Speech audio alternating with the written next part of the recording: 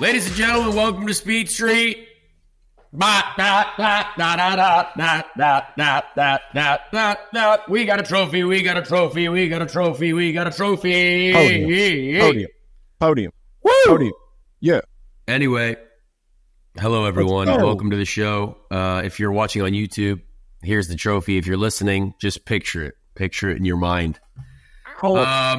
Very, very exciting weekend in Milwaukee to talk about, folks. It felt good. The haters are awfully quiet this week. Awfully quiet. And if my voice sounds terrible, that's because I went drinking last night to celebrate with my team, all my crew members. We did the Pato interview, race one winner, yesterday, so I sound completely different than I do now, which is very funny. And then the Scott McLaughlin interview, race two winner, we did today. So it's a very different one. But you'll hear the differences and you'll laugh. But we had to celebrate my JHR crew, the Juncos Hollinger Racing Team deserved to celebrate on the Labor Day Monday. Very, very, just very happy. Everyone's happy. It was a wonderful weekend. Chase, how are you feeling? A lot of people were asking about you in Milwaukee. We had a lot of Speed Street listeners, fans, folks. We appreciate all you people there. Great conversation with a lot of human beings up there, and they were asking where you're at. So here he is. He's right here. He's still on the show. Here I am. I'm here. I wish I could have been there in Milwaukee. My God, I'm not gonna lie to you. Like there was a moment where I was just like, how long is a flight to Milwaukee? But dude, just so pumped for you, man. Like I mean, obviously you saw the video, dude. I was sitting in my living room. The heart of the dog's pumping again, dude. I mean, it was all the way on, and I couldn't have been happier. And the fact that I think the biggest fact of the show was that you told yourself, you're like, I'm going to pick myself. I'm like, that's all it takes. Wrong dude. Race, too. Bad pick. That's matter. on me. It happened. It happened. That's all it matters. It's all that matters, dude. So it was just phenomenal. I've had so many texts. I had all of my buddies that are big NASCAR fans. I even had my dad. My dad has never watched IndyCar a day in his life, and he was like, Connor won, yeah. And I'm like, he got a podium. We'll take it, he was like, yeah. So Ricky was proud. We're proud. All the boys were just having a great time. I mean, we celebrated in our own ways, and I know you celebrated yourself. I wish I could have been there. Definitely plan to be at a lot more come 2025, man. And I just. Dude, it's a testament, man. It's a testament, and I have to just give this moment to you, dude. It's just a testament of all the hard work, the determination, the grit. We talk about it week in and week out.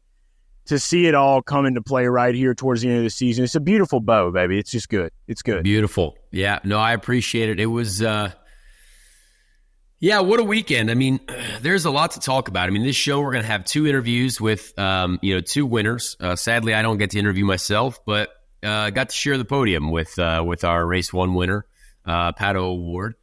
So how we're going to do it? We're gonna talk about race one first. We're going to then roll into our Pato interview, and then we're going to come out of Pato, and then I'm going to tell you about race two, which was far less exciting for me. But doesn't matter. Great weekend overall. Amazing.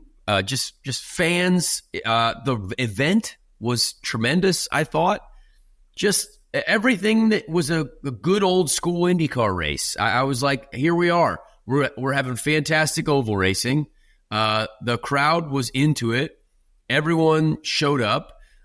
Apparently, my friends were there, and they had bars open that were like right outside the grandstands too, because it's a state fair area. So like the pop-ups? Facility, great. Some good bars there.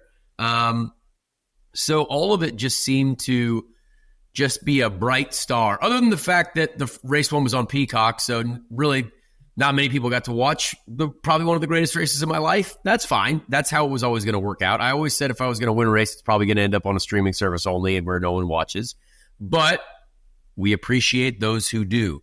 And I love Peacock. We watched all the Olympics on there. We loved it. So again, we appreciate those who are dedicated.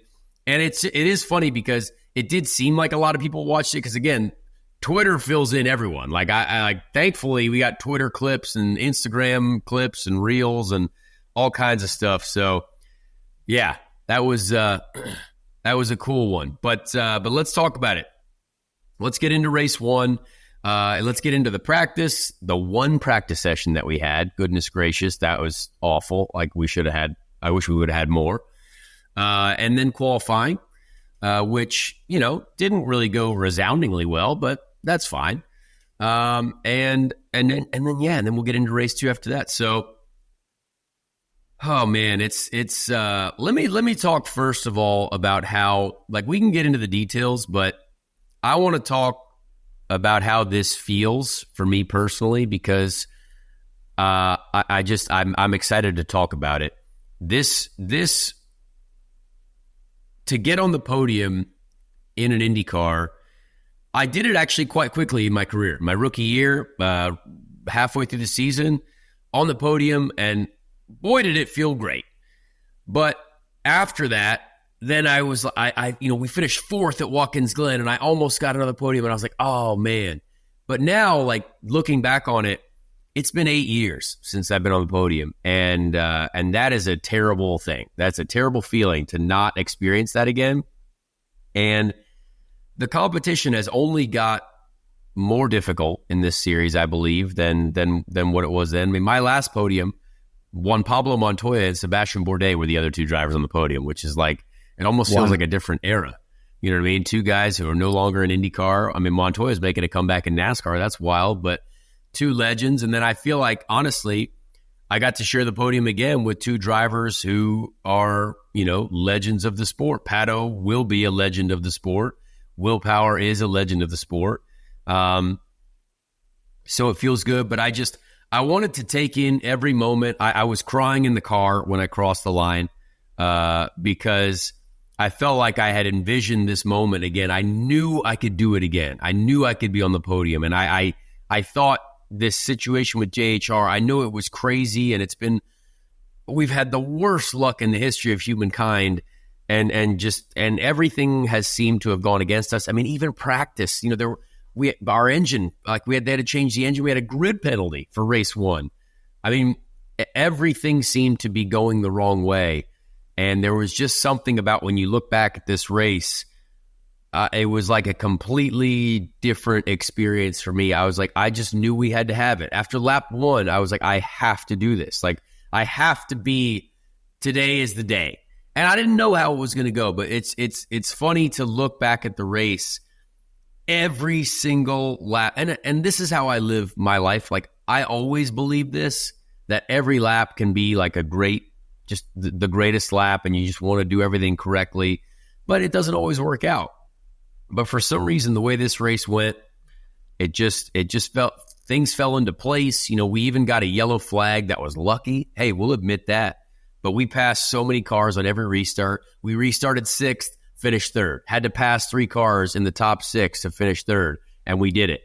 And it was just a beautiful feeling to do it. And then my mom and my stepdad Doug are there, and the team, it's their first podium. I mean, everything about it. I didn't want that day to end. I didn't want the experience to end, because it is hard to do this. And I have fully realized that 8 years is a long time. It's terrible. And I've been through some of the, obviously, people who know me. I mean, I'm the same driver that got fired from the 20 car, right? Oh, this guy sucks. We got to get rid of him. Must be him. 3 races with JHR were on the podium. So I couldn't feel more proud of that. It feels like just an absolute smacking the face of those who all they did, a couple people would just talk crap about me. Oh, yeah, Connor, all this. Oh, I found just word spreads, and you're like, oh, I know exactly who that came from. Well, guess what? I've got more trophies with other teams than the entire length that I went through that 20 car, just my career going up in flames, degrading, all that stuff. And this just feels so good. It feels so good to kind of just prove people not only wrong, but just show that, like, I never left this game. Like, I want to be competitive. I want to be on the podium. I've been there before. Now we have an oval podium, a straight course podium, and a pole on an oval. So it's a pretty diverse, I would say. I'm pretty happy about that. I'm going to, let's toot the horn, just one toot, whoop, and then we'll be happy. But I appreciate all the support for those that knew that I could still do this, and those that believed in me, the folks that cheer for me. That's means so much to me. It really does. It's very awesome because I've seen a lot of the opposite of that recently, especially on the interwebs. Because again, not supposed to read it, but I see it. You got a lot of love in this sport, man. I just got to say that much right now. As many people as you may feel like hate, love you too, bro. No, it's amazing. I'm very thankful for the folks that continue to be supportive all across the platforms, and even the folks there at the race. I mean, everyone was just fantastic to see. People crying and everyone happy. I just haven't felt that level of joy in so long at a racetrack. Like the Indy 500 this year was an amazing feeling. But, it's not the podium. This is the podium. And this is a race where it was very hard. We didn't just luck into a podium. We drove from the back to the front past more cars than anyone else the entire year. And it was just a very liberating feeling. It was just fun to feel happiness again, which is, there are so many more bad days in racing than there are good.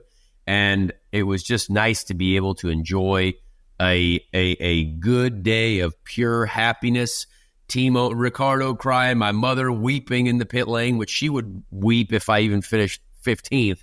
But it was just one of those things that I worked so hard to try to be here, but I also want to compete. This is my whole goal in life, is to compete at the front. And it's very satisfying when you get an opportunity to do that, thanks to the JHR guys and girls, the team there. So again, that was a bit of a monologue, but it was a very emotional day, very emotional evening. Appreciate everyone who reached out. It was just the coolest feeling in the world to see everyone there at the podium, to spray the champagne, even though I look like a fool just dumping champagne on my face. Don't care. Loved every second of it.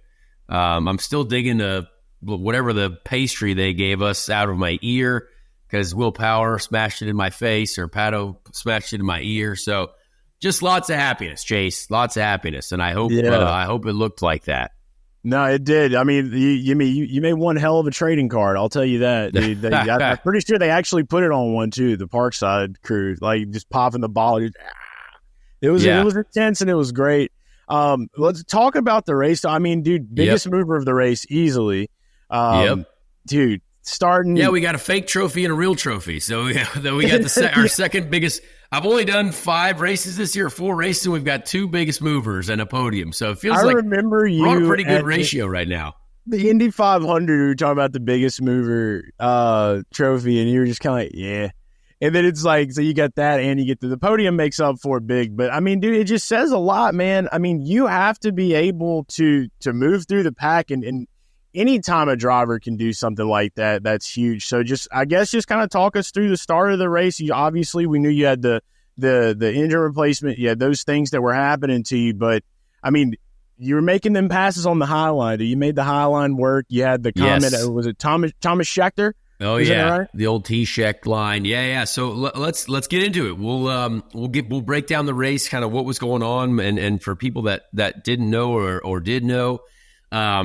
So this weekend, you kind of had to be careful of how many sets of tires you use, right? So we have one practice session. So to be responsible, we thought that this track, okay, maybe there's going to be some degradation. So we want to save 5 brand new sets of tires for each race, right? It's supposed to be in mileage a 3-stop race.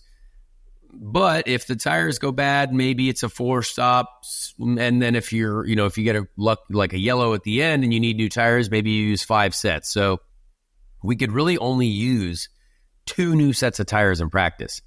And I had not tested there, so I really had to learn a lot about this track very quickly. And if I'm honest, after practice, I hated the track. I was very not a fan of it at all, which of course makes sense in life, because that's life is just a funny story.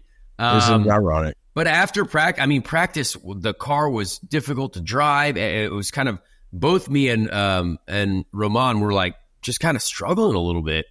And when the tires degrade like they do, it's very hard to get good reads on changes that you make, because if let's say your car is understeering, so you're using the right front tire a little bit more. If that tire wears more aggressively, you might make a huge change to the car, but it's still going to understeer because that right front tire is destroyed. So we went from changing so many things on the car to try to make it better, try to make it faster.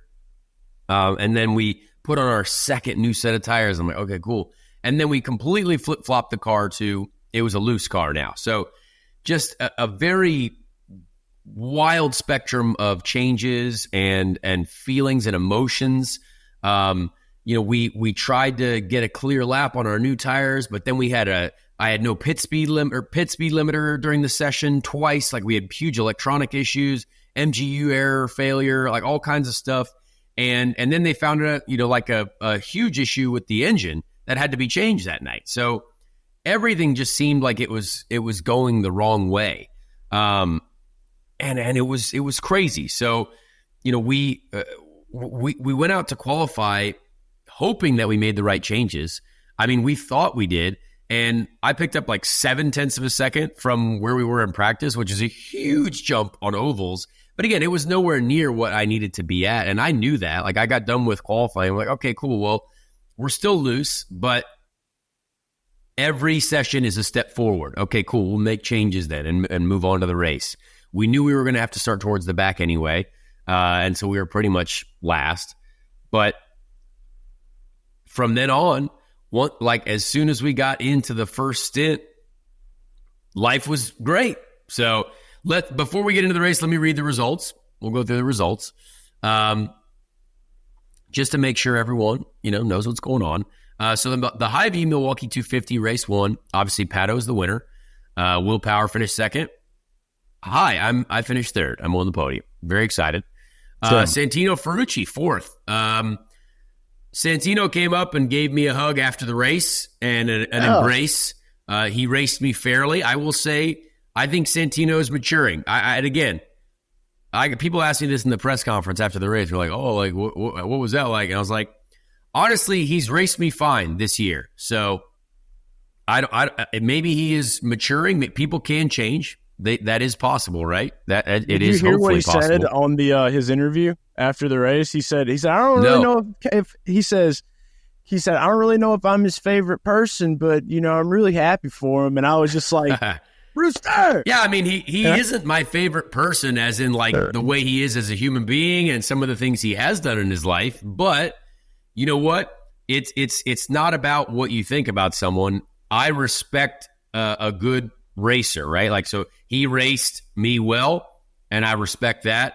And it was a good day for him too. And honestly, great day for him in the second race. So, so we can talk a little bit more about that. But again, I don't like. I think there's a lot of things that are questionable, but he didn't wreck me when I was trying to pass him for the podium. So I respect that. Signs. Yeah. So Alex Palou finished fifth. Alex Palou, points day, solid points day for him, because boy, he needed it after what happened in race 2. Linus Lundqvist just kind of ends up in sixth, and he's done a lot of that on the ovals. He's just kind of ended up in the top 10, and like he wasn't particularly fast, it didn't seem like, but kind of ended up there. Alexander Rossi was 7th, Scott McLaughlin 8th. You'll hear about how terrible his race 1 was. That was fascinating to hear from him about how bad his car was race 1 compared to what they obviously rebounded with race 2. Scott McLaughlin also only made 3 pit stops, so I think they made a bit of a strategy error. It's funny because Scott McLaughlin finished 8th doing 3 pit stops. Christian Lundgaard finished 9th doing 5 pit stops. So kind of a wild... Christian Lundgaard took advantage of a yellow flag at one point, and that is the epitome of, hey, we got lucky. Those cars were not fast. The rail cars were definitely, they struggled, but Lundgaard made the best of it. When he came out of the pits right in front of me before that last restart, I was like, he's a lap down, right? They're like, no, he's for position. I was like, oh, all right, well, that's interesting. So that was kind of wild. So Lundgaard, top 10 on the oval. He's got to feel good about that. Scott Dixon was 10th. Christian Rasmussen, great day for him, honestly. I like, everyone was like, oh, leader circle. And like, we had a great day, but so did they. The 20 car can also get in the leader circle. Everyone keeps putting like the 20 car and the 78, leader circle. It's like, well, there are also like the 30 car, the 41 car. So both of us could easily make it in the leader circle if everything goes, right. So that was a good day for him. If Ed was in that car, I think that probably would have been a much worse day. So Christian, Ed went home. Christian did his job. Kyle Kirkwood was 12th. Felix Rosenquist 13th. Rinus VeeKay 14th, beat by his teammate. Rinus looked like he was struggling. Honestly, both days he looked like that car was a handful. So that was definitely out of the usual for him. He's usually quite strong in these events. David Malukas 15th, Jack Harvey 16th, Nolan Siegel 17th, Pietro Fittipaldi, Catherine Legg, Graham Rahal, Marcus Armstrong, who I guess they were trying to do a 2-stop strategy at the beginning of the race, which is kind of wild. Well, that's technically you could do it on fuel, but sounds like the worst thing ever. Colin Herta, 22nd, Stingray Robb, my teammate Romain Grosjean, Kiffin Simpson, Joseph Newgarden, and Marcus Ericsson. Really, the only big accident was Joseph Newgarden and Marcus Ericsson during that race. So yeah, that was race 1. So at the start, I knew basically that I had to go somewhere. I wanted to get to the top side. I've seen it used before on old school Milwaukee races. And when everyone goes slow, like everyone's not going slow, but at the start, the whole kind of field is a little bit of a, slower pace than when you're strung out single file. And I just went for it. And I didn't really know if it was going to stick, but as soon as I felt grip up there, you feel confident. Thankfully, none of the other drivers washed up into me or wrecked me, so it took a little bit of respect from them too. But boy, did it feel good driving around all those people. When I got to Alex Palou, I was like, oh shoot, I really did pass a lot of people because I didn't actually know how many people I drove by on that first turn sequence. Because you can't see that. Dog, you look like a rocket on television. I'm not going to lie to you. You look like a rocket.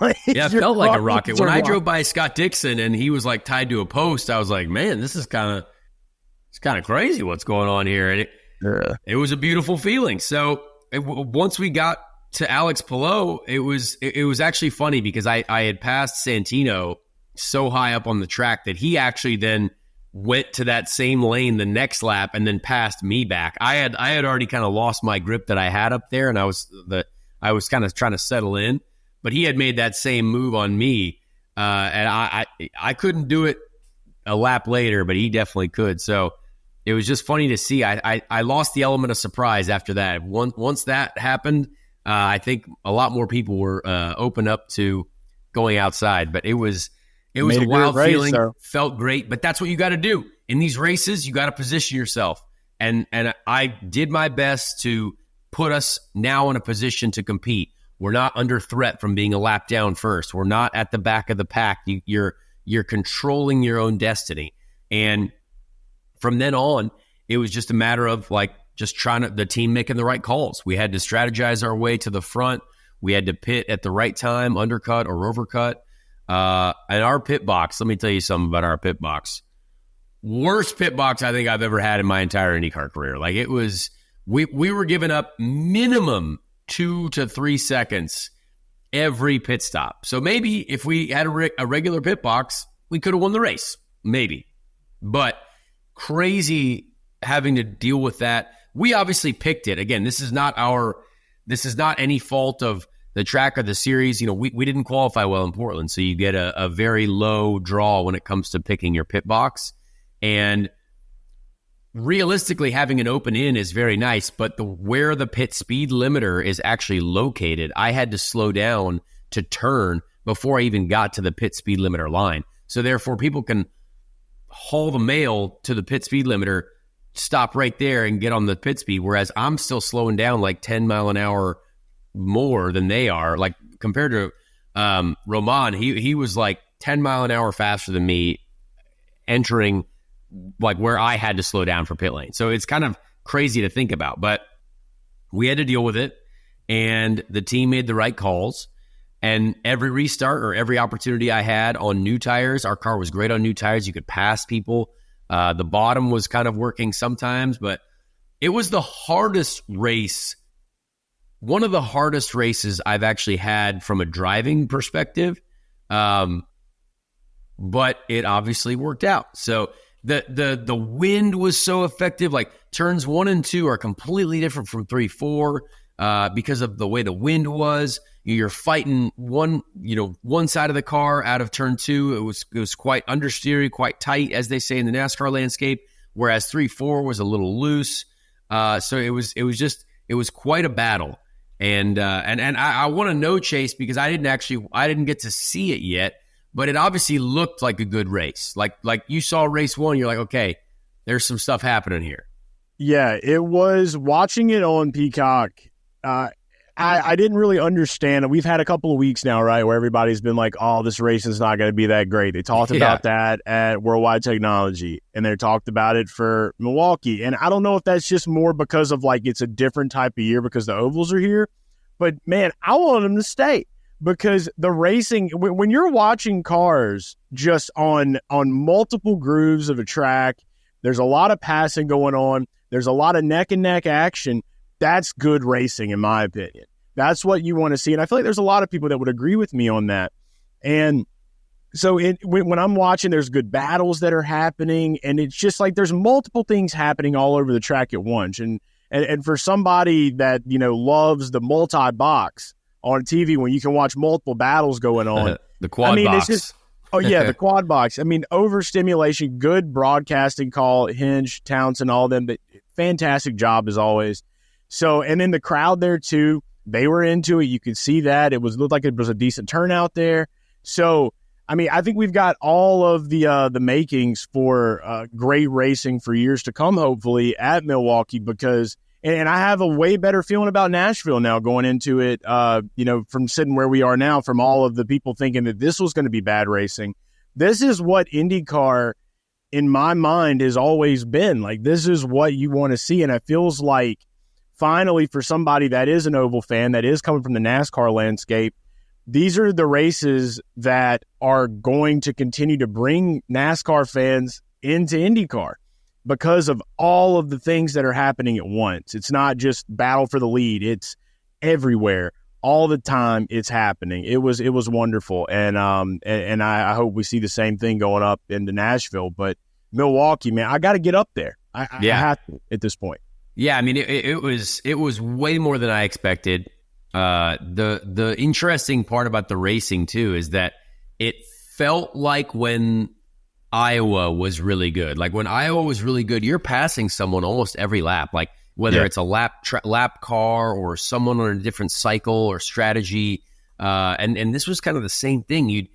You'd catch people and you feel like a hero. And then sometimes, honestly, our car was fast enough. We didn't actually get passed a lot. Like I actually did a lot of passing, apparently 51 cars. Apparently that's a lot of passing. So proud of that. I'll take it. But I was surprised at how much people did struggle, but it was the same at Iowa if the track is really hard. And again, I told kind of people this before the race weekend.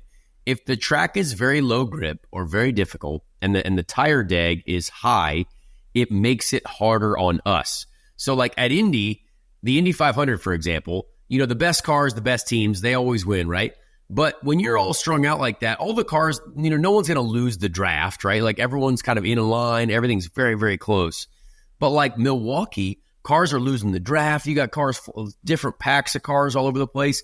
People are working really hard to try to pass cars. You had to, some people had to turn in late to cross through the dirty air to then use the bottom line because the efficient line to use is like sort of in the middle of the track. So it opened the track up so much because as drivers, we have to find the air. And at Milwaukee, because of the fact that the low line wasn't the ideal line, that's not going to get marbles on it. So people begin to start adventuring down there.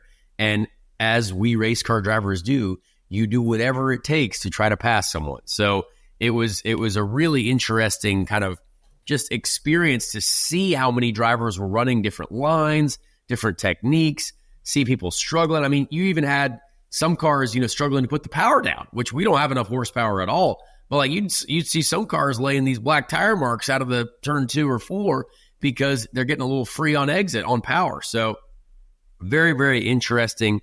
And we just kept charging. And it was fun to get there. The one thing that was kind of crazy, and this was similar to St. Louis, but it was a sunset race, right? So like kind of a little bit of a late afternoon. We got to stop those, I think. I hate that. Like it's got to either be night. Was bad. You can't see anything. Like the entire last stint, I could not see turn 3 and 4. You can't see the car in front of you. It's actually very dangerous. So like, I know that we don't want to talk about, like it was still a great race, but like with that level of sun directly in your eyes, you can't see anything. If there's a car blindfolded going into these turns, complete blindfold in the middle, and if someone spun, I would never see it. You don't see it. So I think that should probably be rethought because I don't think people like. Sadly, there's only 27 of us who will actually know what that view is like, and I would hope that the race director and folks believe us when we say like, "Hey, let's maybe try to work a little bit around this timing because that was bad and you can't see." So that was kind of crazy. Night or just go back to like the noon races. It's got to be day or night. It's got to be day or night. The sunset thing is terrible. And St. Louis was similar, but this was even worse, which was kind of crazy. So that was an interesting one. But yeah, once we finally got to that last pit stop and I knew what was in front of me, it was kind of crazy because I didn't know that I had passed Santino for third. I didn't know that was for third. Because like I knew I restarted like 6th, but it was kind of a crazy one. And then like there was still lap traffic in front of us too. So I didn't know who was where. And they were like, okay, well now you're third. And I was like, oh, sweet. But then I was like, please, let's get this race over with, right? Like I was like, let's get to the end. I want to win this thing. I'm going to try to catch these guys, but Will Power is working his butt off to try to pass Pato, and I don't want to mess with anyone's championship either, and I know we got to score points too. So it was just a beautiful finish to the race because, being with Pato and Will and just knowing that not only were we fighting for a win, but we had dropped every other car. Like it was us 3 and then like 15 we were so much faster than everyone else in the field, which again, if people want to rely on like luck, whatever it is, we beat 4th place by like 18 seconds. So it was kind of a crazy experience, and we were on a whole separate planet. And it was, I'm just glad that I felt like we could race, and it looked like people could race side by side, a little bit of contact, a little bit of couple slide jobs, more so slide jobs in race 2, but just slicing and dicing is what they were calling it. They said I loved it because they kept bringing up the Ferrucci slice and dice. That's what they said. They said that Colton was doing it some in race 2, which we'll get to, but the slice and dice term with oval racing on IndyCar, I think it's very fitting.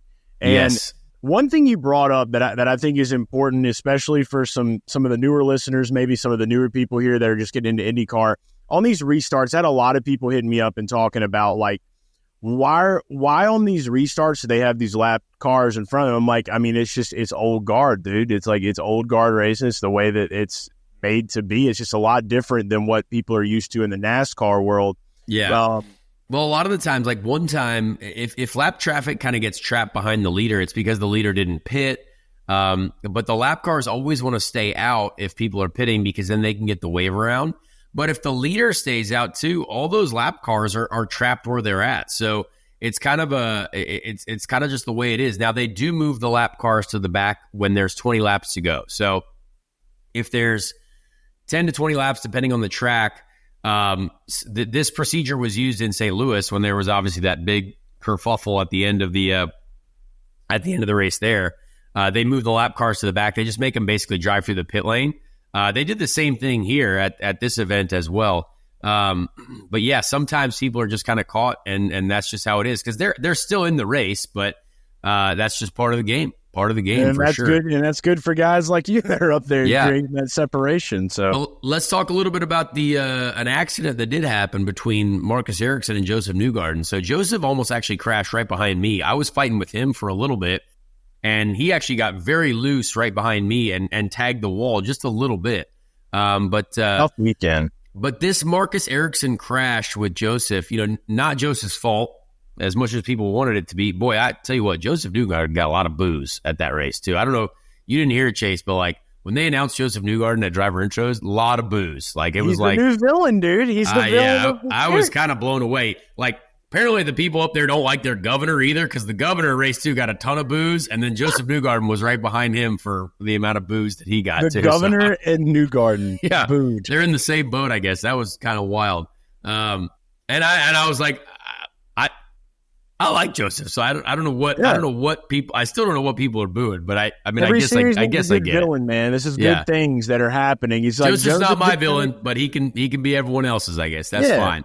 But Marcus, honestly, it shows you how difficult it was to complete a pass. So the ideal line is what Marcus and Joseph were fighting over, right? Marcus doesn't want to have to go too low. Joseph doesn't want to have to go too high. You're fighting for one spot. And Marcus, I guarantee, was setting up his tools a little bit to try to get the car to turn a little bit better while he's underneath another car, and he just lost it. And that's the edge that we were fighting the whole day. You're on the edge of making things happen. Like these passes, you have to really, really get the car turned efficiently and on the power. And Marcus just lost it. And physics will get you. That's just how that racing goes sometimes. I mean, it was two fast cars battling, and that was it. So looked like Joseph. It did, like, I mean, from my perspective, watching it at home, it did look like Joseph just kind of like, I mean, when you really think about it, it's two guys that you're not going to lift. You're going to get what you want to get. But those it guys did aren't look like lifting. Joseph came down a little bit and like pushed, and then from there maybe it just made him get a little squirrely on the bottom, and then it caused it all to happen. But I mean, you're racing at such a close. There's no gap at all hardly between the tires. I mean, they were on each other's doors, as they say. That's it. Yeah. Yeah. So that was kind of a wild one, but really, if you would have seen how much close racing and actual like wheel to wheel contact, I thought there would have been more wrecks. Honestly, I really did. I thought there would have been more accidents. Says a lot about the field. But yeah, it says a lot about the field. It was good racing. I mean, people struggled, but it was good racing overall. So I don't want to go. I could go on for really hours about this race, but let's just get to the winner because we still have a race 2 to talk about. I could talk for hours about the motorsport event because I really enjoyed it, but we have to hear from the winner. We can clean up the rest of the mess after that. But here with a different voice. We have Pato O'Ward, the winner of race 1. All right, folks, we have a winner yet again. A man who is constantly in the news, and boy, has it been entertaining to watch his social media feeds this week. It's great. He's a winner. He's a multi-time winner now this year. We both got to visit the podium, the same podium. He looked at me like he saw a ghost when I showed up to the podium because I'm sure it was a surprise. Pato O'Ward, congrats, my friend. Another win.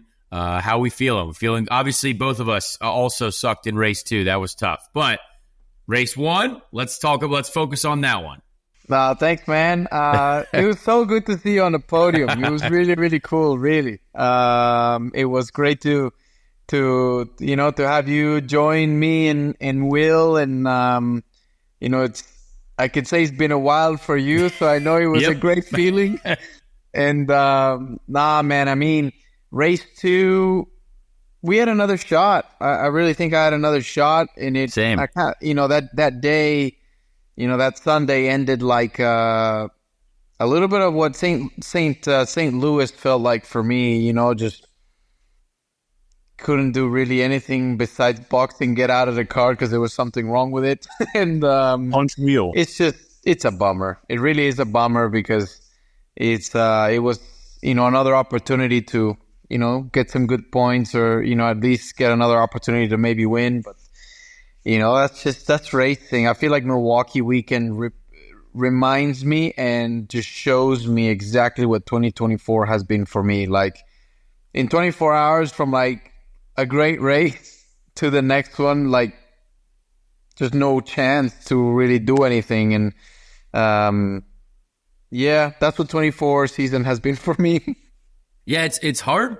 It's hard. Like the 2 races in a weekend, it's very hard to like really enjoy the first one because all of a sudden, I had the clutch fail on me. Like we were like 14 laps down. So like the same thing, you feel like you have a really fast car. We're like, let's get another one. And then obviously, things hit the fan, as they say. But let's talk about race 1 because I thought the racing was way better than what people were expecting. I thought the track was, I honestly went into that race. I was like, I don't like this track. I think it's going to be terrible. But I was completely wrong. Would you agree the racing was way better than you expected? I would agree. I was proven wrong Me after too. seeing what the test was like. And it was a great race. I really think it was a bit of a hybrid between St. Louis and Iowa, but I think a lot closer to St. Louis. Like, that second lane did open up. People could get through traffic, and like that's what makes short oval racing in IndyCar so fun for us, for the fans. The fans showed up. I thought it was an amazing turnout, and Pato shop was booming, so it was super cool to see that. And it was just shop. Pato shop, baby. This guy's making more money on merch than I've ever made in my whole career as a racing driver. I love it. But it was such a cool turnout. Like, I mean, when we were on the podium, man, like the energy of all the fans was freaking awesome. That was great. And it was just a really, really cool event. And I stand with you. I got proven wrong, and it was way better than what I thought it was going to be. And I'm glad I got proven wrong, because those are way better than the ones where you expect so much and then it's like, Yeah, I agree. But also talk about qualifying too, because you're like watching your onboard in qualifying is like watching a psycho do some crazy work out there. But because the track was like neither end was flat, so you're as a driver, you're having to work really hard to make the speed and to take advantage of the new tire. And can you tell like us a little bit about what your team was looking at? Like, hey, we think we have a good qualifying car, but we know we have a good race car, or what was your focus? So for me, it ended up being the opposite of what I thought it was going to be. So I thought for qualifying, I knew what I had. I was like, I think I can put this in a top 3, top 5 at least. I was a little bit short of that, but the last qualifying sim that I had the day prior to that, I was very loose, but pretty quick. So I was like, I don't want to move around too much, because I much rather like deal with it for 2 laps, but like get 2 very strong laps on the board rather than just, plow with understeer. But I feel like I was a culprit of, getting caught up. Like, cause it's just, man, the track changes, it changes. Yeah. It gets hotter. And like, look at Dixon. Dixon was super strong in the practice, and then he goes out in qualifying and he basically goes exactly through the same that I went to. I managed to pull out 2 decent laps to be within the top 10, but like, it was definitely kind of like, would we have changed something if I were to do it again? I don't know, because I think I would have done the same, because you don't know where the track's going to go, and like, you think it's going to expose it, but sometimes it goes the opposite. And like, that's the tough thing with IndyCar. Just we didn't have anything to have a read before qualifying, so it's kind of like, well, just really feel out where the car is and feel the limit of the car, and if it goes over, well, just don't crash it and try and see where you're at. So it was kind of like that.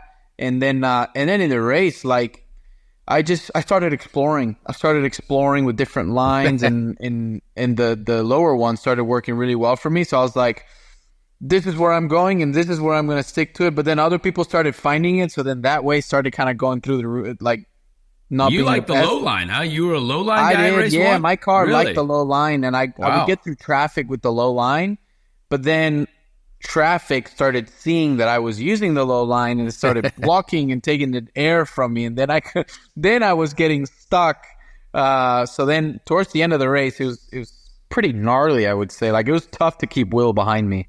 Well, that last stint, I mean, thankfully, I now at least know what you're talking about, because I was going through that same traffic, and you're like, there was a ton of cars, and they were spread. Like, honestly, I didn't know I was third at the time, because there were so many cars that I was like, oh, I assume, like, Will Power was in front of me, so I assume he was there. I never saw you once until finally the road cleared, but it was definitely chaotic. Were you worried that Will might have been able to take advantage of something that was going on there, or was the traffic at least somewhat decent to let you by, or no?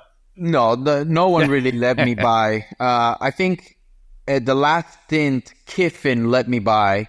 There you Kiffin, go. after I was stuck behind him for a few laps, he was just like, here you go. And I was like, cheers, bro. Thank you. Yeah. But no, I mean, the rest, you had to get by him as good as you could. But they were respectful. Like, if you got a full car under him, like, they usually kind of were like, okay, you got me. But they weren't pulling aside, like, go, go, go. And for me, that last stint, like, Will was really strong in traffic. And that's where I was super strong in the middle of the race in traffic. But then at the end, it's just the evolution of the track kind of like went more to him versus me. So I was struggling a lot more there. And that's where he really caught me. But as soon as I got through traffic and I got some clean air, that it was like, okay, let's go. Yeah, I could tell. Chase, go ahead and jump in here. Yeah, Pato, I wanted to bring up some stuff that had went down over the week, and you've been real outspoken lately on the Mexico City race with NASCAR. And as we all saw the Mark Miles comments that he made about not being well enough known. The man that brought the sombrero, made it a symbol in IndyCar, wasn't well enough known in Mexico City. Just had to put that out there. But I wanted to just say, first of all, like, I think it's great what you're doing, because I am one of those people that I feel that drivers have to be outspoken to make the changes happen that they want to see. And the one thing that I kind of wanted to touch with you on is one of your quotes you had. You said that you think it's too late for Mexico City. Why do you think that? First of all, thank you. I think not that it's not an option, but like Formula One had it all.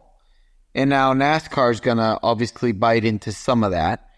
I don't know. Like, if we wanted to really be that booming event that we want to see, I still think it would be a success in Mexico City, but we're not helping our chances for it to be a booming event because there's already two other big ones.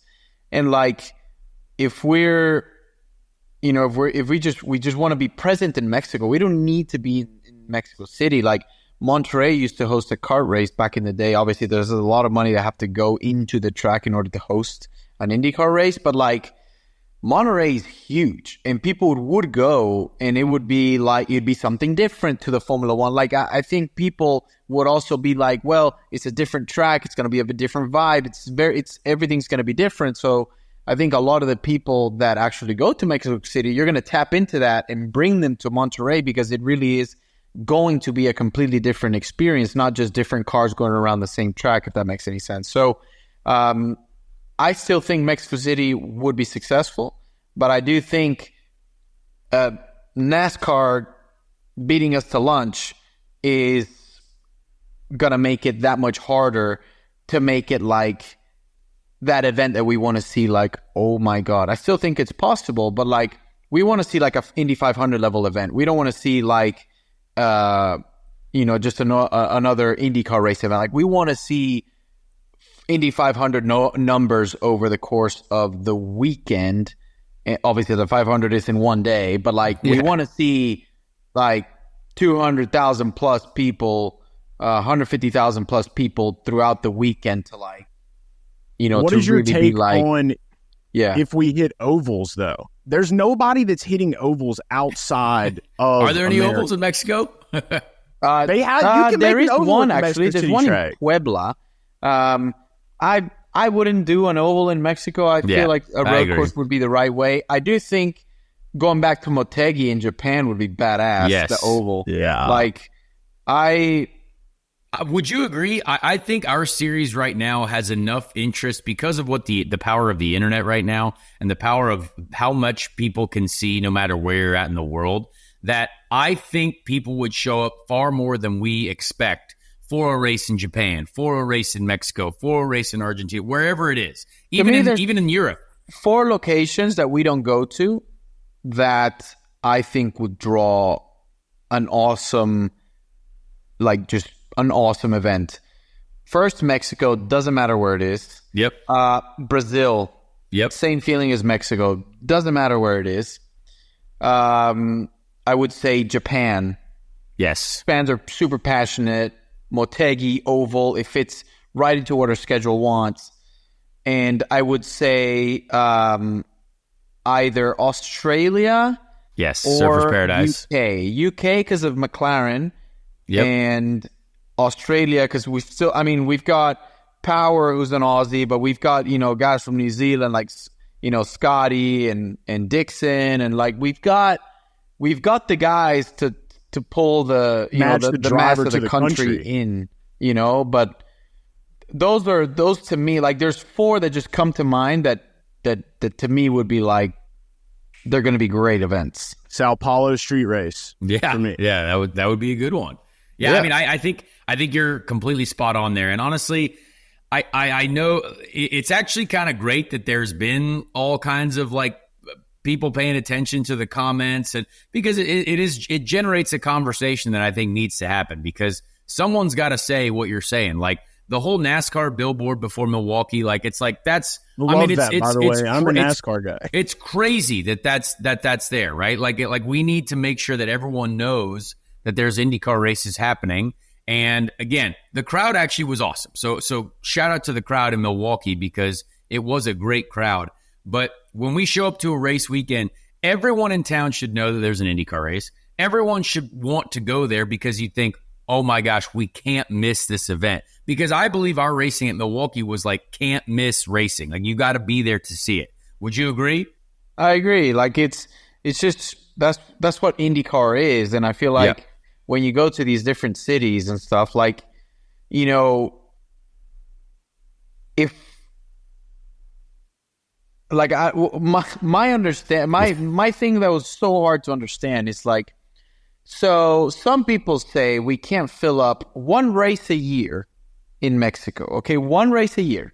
Okay, it's our Super Bowl in Mexico, and then fill up 16 in America in the same. You know what I'm saying? Like, yeah. It would be so much bigger than what we think. Like, I think people are not realizing like how much people we would actually draw at different countries, because it is that just one race. Like people will travel to whatever city it is in that country to see that freaking event, because 100%. It's like us just having one Indy 500 and no more races in America. Like obviously the 500 miss that one. Huge. Yeah. So like you're not going to miss it. But like if we're having just one race in other countries, like people will come out and people will love it. Yeah, I agree. I completely agree. I'm right there with you. I do hope that there's like a promoter or someone that can kind of get behind it and be like, hey, we're going to make sure that everyone, it doesn't cost everyone an arm and a leg to get there, but everyone's going to be making money going there. Everyone's excited to go there, and it's something that's good for the sport.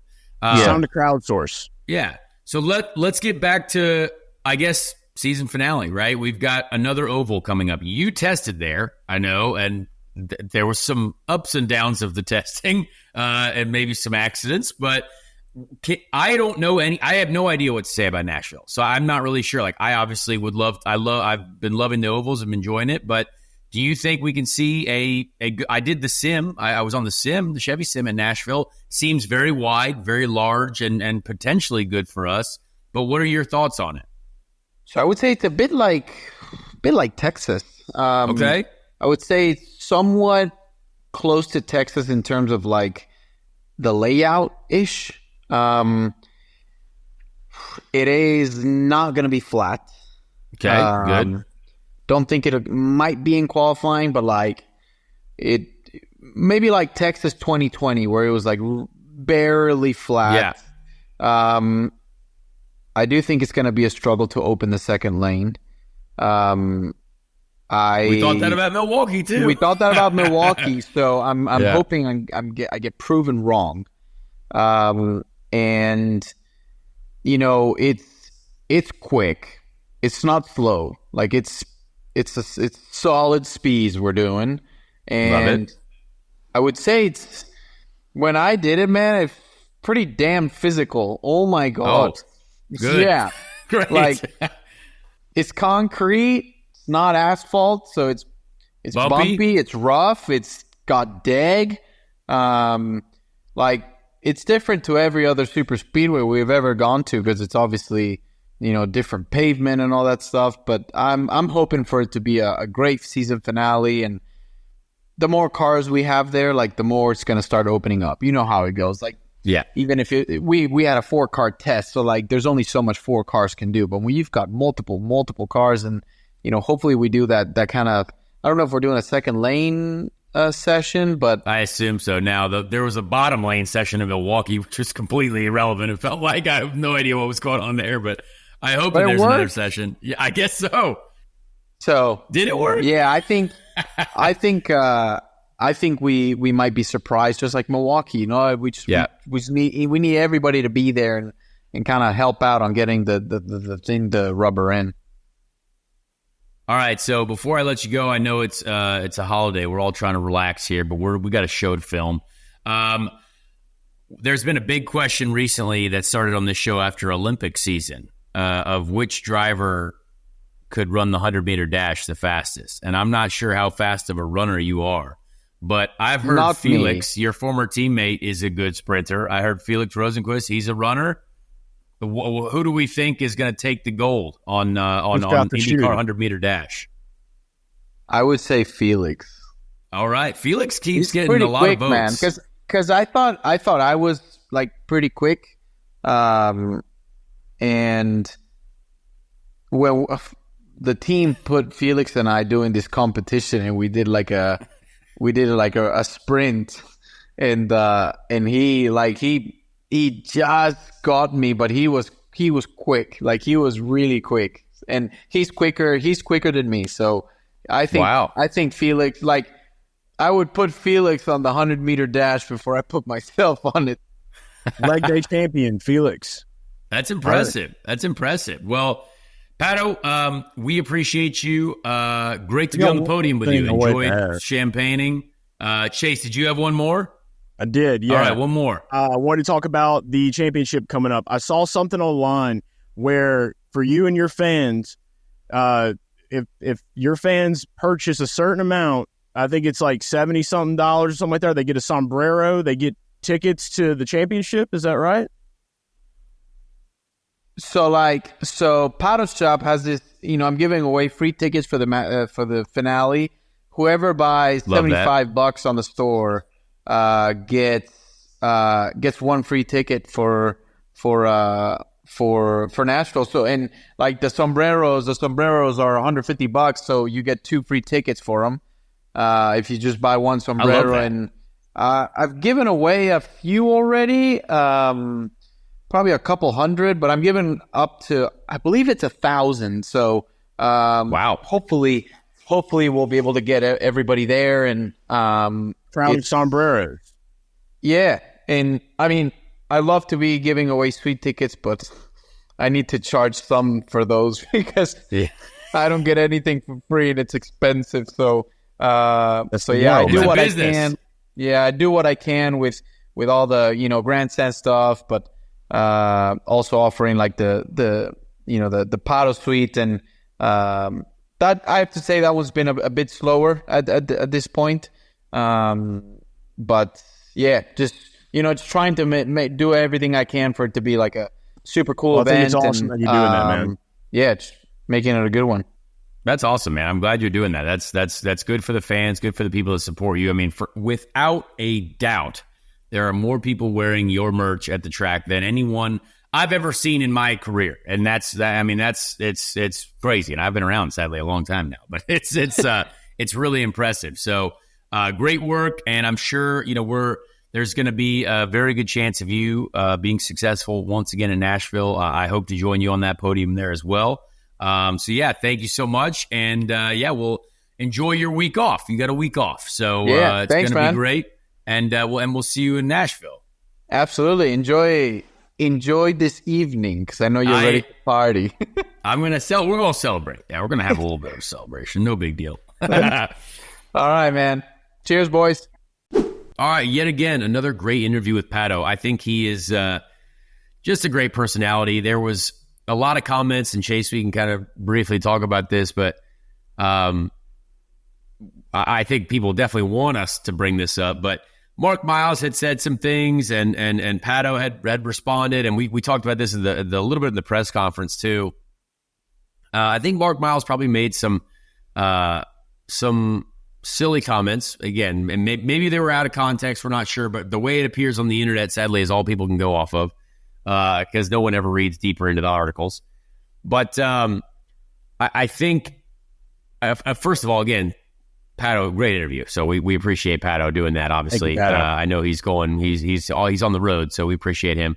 But if you saw the comments, about Mark Miles kind of talking about Pato's like level of fame, and there was like a comparison to like Adrian Fernandez, and like this is after the whole issue of NASCAR going to Mexico, which is great. I think for the sport, for them, I think that's huge. But IndyCar 1,000% should also be there, right? We're now the only like major motor racing sport. Like obviously, when I say major motor racing, I consider IndyCar, F1, NASCAR, right? So, NASCAR there, F1 there. We are not really there yet. Well, we're not at all there yet. So I think the Mark Miles quotes definitely are not a good look because, Pato is doing so much for this sport, and without a doubt, he has the biggest fan base in our sport. Everyone at the track is wearing a Pato jersey, like everyone. Yeah. He's probably making more money on merch than I make per weekend in my whole life, like that I've ever made in my salary in my driving career. So that's impressive. And like he even tells us about, what he's doing, giving away tickets to races. Like the guy is trying hard. And I think it would just the whole story definitely was a sad thing, because then Pato responds with like the NASCAR billboard that he sees, because again, I didn't see any advertising for the Milwaukee race like around town. Like I stayed 8 minutes away from the track. I didn't see a billboard. And again, billboards are very old school, but like, what I see every day on my phone is an ad for the Nashville race. like that. I'm like, oh, cool. Here's like a paid ad, or like, here's this. But, we still have a huge issue with our like promoting of events. Like, I still think there are so many people that don't like, we had a great crowd, but we could have even more if people knew about our motor racing events. So Pato has a great point, because there are a lot of events where you're like, oh, well, why don't people show up? Well, it's because no one knows that we're there. And so that's a tough thing. He has a great point. But it became a war of comments, and, Pato, I'm sure they're very upset with him, but like, you got to let I'm not upset about what he said and the tweets that he put out. And I'm a little bit sad that Mark Miles said what he said, but again, we have to trust our leadership. And again, this is an IndyCar show, but we always speak our minds here still. And again, probably people don't like what I always say, which is fine, but we're in a spot that we have to build this sport. And I completely agree that I think if we were to build a race in Mexico, or if we were to have a race in Brazil, like he said, or somewhere, Japan, I believe you would sell it out like crazy. I think it would be a fantastic event, but it's not that easy. I know it's hard. It costs money. It would cost the teams money. So someone has to pay for it. So I don't know how that's going, what's going on there, but it was a wild kind of story to follow as the weekend went on. It's good that it's happening, though, because you need these kind of discourses going on in order to keep it at the forefront of maybe creates conversation, just more of a detailed conversation. Exactly. So, you can look at this like perception is free. That's I'll say it all the time. You can look at this as a good thing or a bad thing. I see it as both ways, honestly. But one thing, like playing devil's advocate, like if things were taken out of context, like I can see where Mark may be saying like, we're making the steps, we're getting there. It's just not quite time for the series as a whole. but maybe not so much of the fame of Pato, because Pato is definitely, there's a lot of sombreros out there. Let's be honest. And so his passion, though, like you said, more drivers coming with that kind of passion on their own social media channels, on their, just it's work, and maybe it's work that does, you might not always get a benefit for it, but the more that Pato doesn't get a bonus for giving away tickets to these races. Like, Pato is doing it out of his own, he's doing that because he is trying. And again, he makes great money. We obviously know that. He's got a plane. But, like, he doesn't have to do what he's doing for the fans. He doesn't have to be a cool, suave dude with, like, a ton of followers and a bunch of swagger. He doesn't have to do that. But he is just that guy. He is a guy that is going above and beyond for the sport. He is proving that he's a winner. And he is one of our best representatives right now because he's the young hotness, right? He's the young stud. He's the guy that is successful. He's the guy that's got a mouth on him. You know what I mean? He likes to run his mouth a little bit, which is good. We need that. You need that in sports, electric personality. And so I think, I hope that there is some more camaraderie between our leadership and Pato, and maybe everyone, we can all see something that's great. And who knows? But kind of wild to follow. I was like, I cannot believe that was said, and there were a lot of people had to put out fires. There had to be some fires put out. So that was kind of a crazy one to follow. But anyway, we had to talk about that a little bit because I think people probably want to know my opinion. I was like, oh boy, I read that quote and I was like, Adrian Fernandez? I was like, well, what are we doing here? I was like, man, I like Adrian Fernandez, but I did not expect that comparison to be made on a Friday or whatever it was on a Thursday. It was kind of crazy. Right. Yeah. So anyway, and the looking side of Milwaukee, though, too, with the promotional thing. I mean, I feel like with them coming back, you definitely want to have time. You want to have time to plan and prep. Like you said, Nashville. I'm seeing those same advertisements. I've got a lot of people that are friends of mine in NASCAR. Which I hope means that people are going to go. There's a lot of NASCAR people that are coming to that race. I'm just going to go ahead and let you know right now. There are a lot of my boys that live in Nashville. I've heard a lot of people that live in the Tennessee area that are NASCAR specific. They're like, I'm going to kind of check this out. I'm going to see what this is about. So I want to make sure that is a great show for all those guys as well, because going into 2025, that will be huge. And and we got to thank Hy-Vee too, right here. Boom. I mean, Hy-Vee. Shout out to Hy-Vee. Where would we be without Hy-Vee? Hy-Vee's on this trophy. I mean, great store. So thankful that we have them.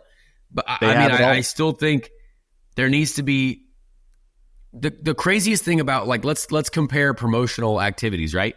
The Nashville race sponsored a car over the weekend. They were on the side of the McLaren of Nolan Siegel. You know how much that cost? Probably $250,000 minimum, maybe $350,000. Like, I don't see any primaries being sold for less than six figures. That's for sure. I mean, unless McLaren cut them a deal or there were something. I'm sure there's some more business, but like, to put it in perspective, if you were going to sell a race, like, the minimum you would sell a whole livery like that is, I mean, no less than $250,000 for sure. I mean, you might get a less, at Dale Coyne or something like that. But like, that's like, if I was to ask like a year ago, like, hey, Bobby Rahal, I'd like to do a one-off event. Well, it needs to be $350,000, $400,000 or something like that. I mean, that's just kind of what it is to do a race outside of the Indy 500. The Indy 500 is a minimum of $1 million. So that's big money that Nashville is spending. That's all I'm seeing on my ads for any Instagram thing. So that's good. I hope that creates, I mean, I just hope that people end up showing up. But every event, we should, like, before every event, you should be, like, I should be overflowed with ads. And so we're still not there yet. Like, I would love to turn on YouTube right before I watch the Pat McAfee show, which is on right now. And like, what's the first ad I see? Well, go watch IndyCar racing wherever. I just like something that's mainstream. But the mainstream, when you get on the YouTubes, you get on the television, any form of internet that people are using, which they are doing every day, I just want to see IndyCar, and I never see it except for Nashville right now. So let's make commercials. Kudos to Nashville. Kudos to Nashville. All right. Anyway, it's gonna be a long show.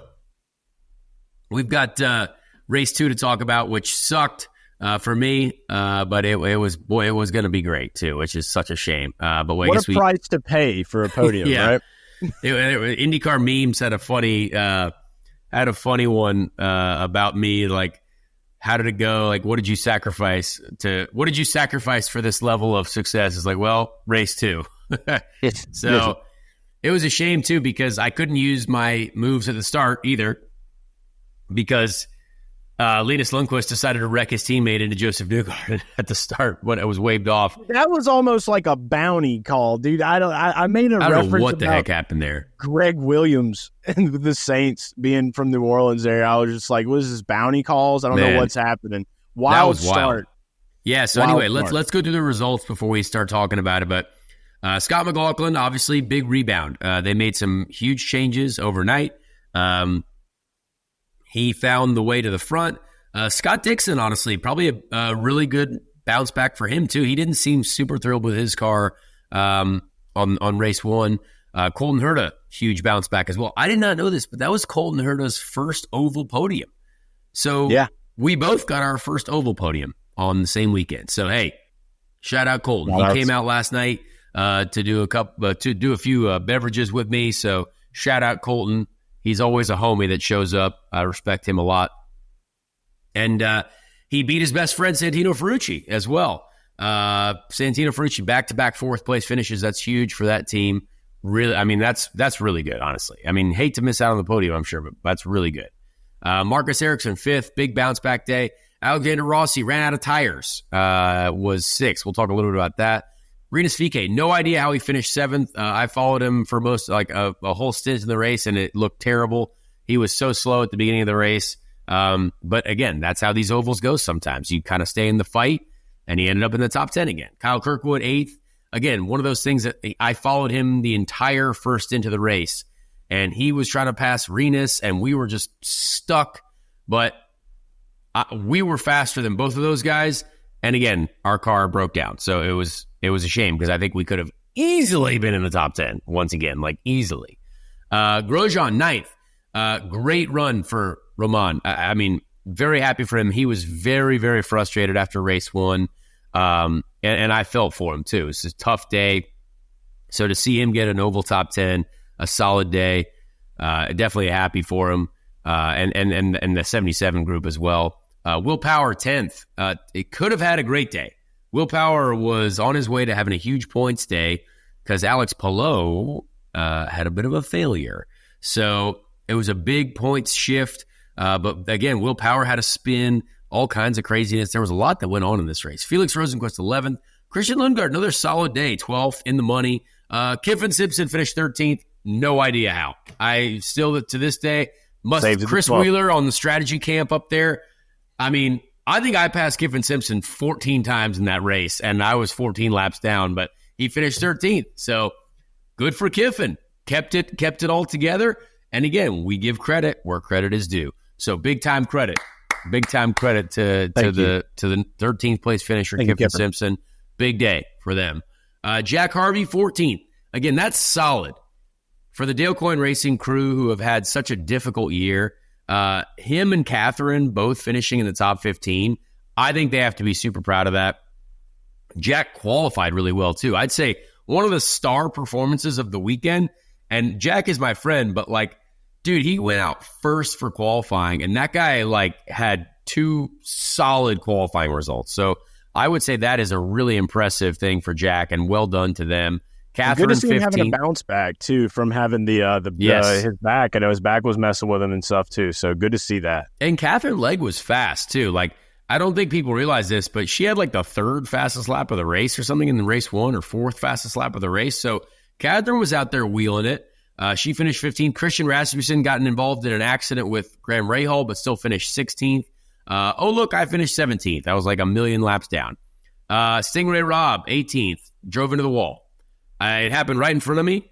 The circulation program ended pretty abruptly for Stingray. I don't know what he was doing up there, but he never came back. So tough for Stingray. He's obviously now fighting for the leader circle, just like the rest of us. But yeah, I'm not like he got up in the marbles and just was never able to come back. So that was kind of a wild one. That helped me gain a spot, though. It helped me gain some points. Alex Palou, I felt for Alex Palou. Me and him kind of drove around half the race, like just waving at each other because we were so bored at one point in the race. Didn't give up, though. Didn't give up. Yeah, didn't give up. That team didn't give up.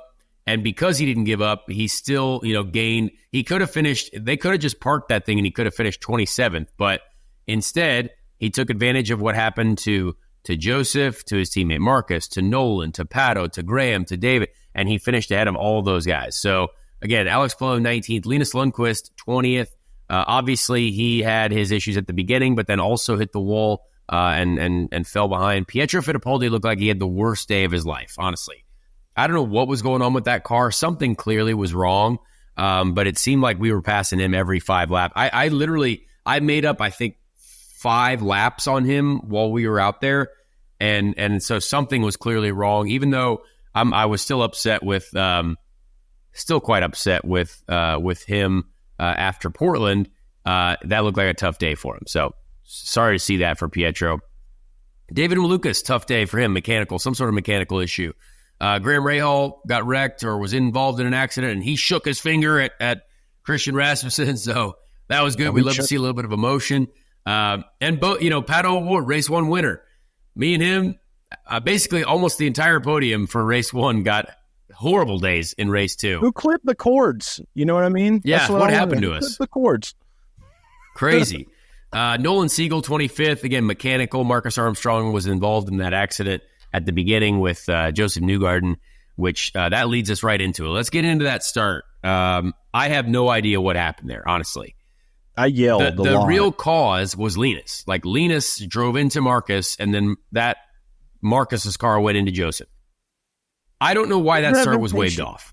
Like, honestly, that is one thing that I'm still a little bit confused about, because I'm obviously starting pretty far back, but it seemed like everyone was in line. There was a bit of there was a shot that went around that has like the green, like the yellow flag waving, but like the green light board on. But that was actually not. That's actually, like, someone told me it's like an optical illusion, or so. It's not real. Like it wasn't actually green lights and the yellow flag at the same time. Because like I never saw the green light either. I think someone said it was some thing with the sun, or I don't know. But anyway, I don't think that start should have been waved off. I don't get it. I think we need to have a real hard look at these start procedures, or like err on the side of throw the green, because when you don't throw the green, something like this happens. So again, it's kind of crazy that Joseph is the pole man, and that happens to him, but I am not sure why. I'm just not sure why that was waved off. I really don't. What did it look like from your perspective? So obviously the big thing that people were talking about that I heard that day, they were like, are they waving this off because Palou can't get started? And I'm like, oh, yeah. No, I don't think so, yeah. I don't really think that would be the reason. It was late, though. I mean, the start was late because they had to go get Palou. So like that definitely was part of the reason, but they didn't wave it off because of, I would say, Palou. Right. But I still don't know why they waved it off.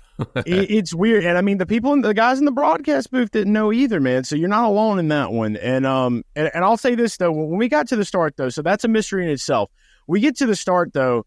I don't know if Armstrong just let off the gas or what, but it looked like Linus, he had somewhere to go, dude. He was on a mission, and you just see him get right in to the right rear of Armstrong, and then that just takes out Newgarden immediately. Man, Newgarden, it's a chain reaction. Yeah, so I don't know what happened there. I would love to see some data. Would love to see some SMT data on that. I don't know if he lifted, if he let off the gas, if maybe there was a wrong call. I don't know, but either way it goes, Linus Lundqvist just lunged right up in there, and that is the most unfortunate thing in the world for Newgarden, because he already had a tough day in race 1. Race 2 comes here, that he gets out of the infield care center, and tough interview. I heard I heard it was a tough interview.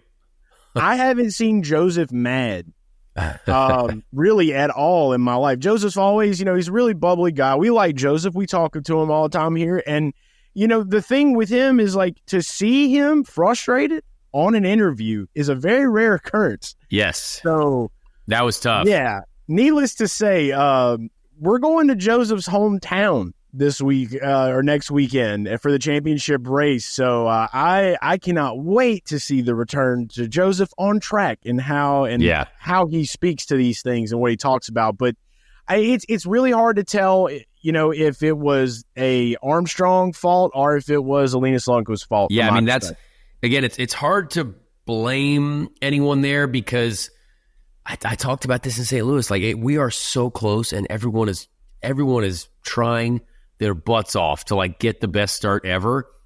And if something goes wrong and people don't go, I mean, chaos is literally right at the front door. So sadly, when the leader doesn't go, everyone else has to pay attention, and someone wasn't, and it looked like it was Linus, and Linus went into his teammate, which that's not great, and then that takes out one of their cars. Linus still kept going, but he obviously ended up not going. So that was hard to see, and I'm thinking this race is never going to begin. Like we did 100 million laps before we actually went green. And then I couldn't use my start moves because we restarted single file.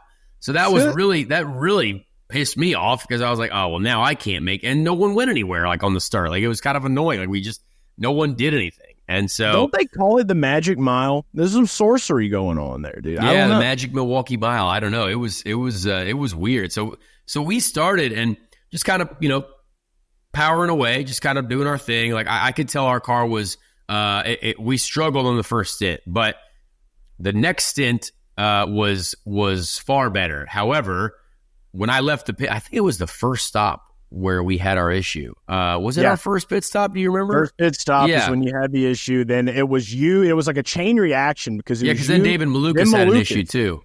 Yeah.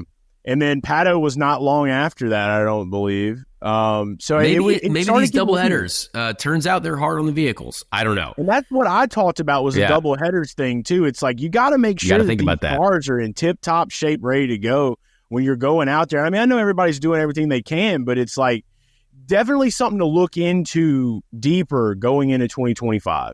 Yeah, I still don't like the double headers. I'm not a fan of them only because of how difficult it is for the team and the crew and the cars. And I would say we saw a rare amount of mechanical issues in race 2, and it has to be part of the whole doubleheader thing. I mean, it has to. So we had thing, the hybrid unit. Sorry to interrupt you. The hybrid unit. Some people were talking about that too. Like, do you think that this hybrid unit could be causing some of these issues? We did see Scott Dixon have an issue earlier in the year. Is this something that we're still trying to figure out, work the kinks out going into 2025? Well, I mean, yeah, it is a new element for sure. So I think some of it has to do with that. Some of it has to do with probably just doubleheader in general. But yeah, our issue, I've never felt anything like this in my career, so it was very strange. But we came in for our pit stop. I engage first gear. I do a burnout like we do, just leave the pits.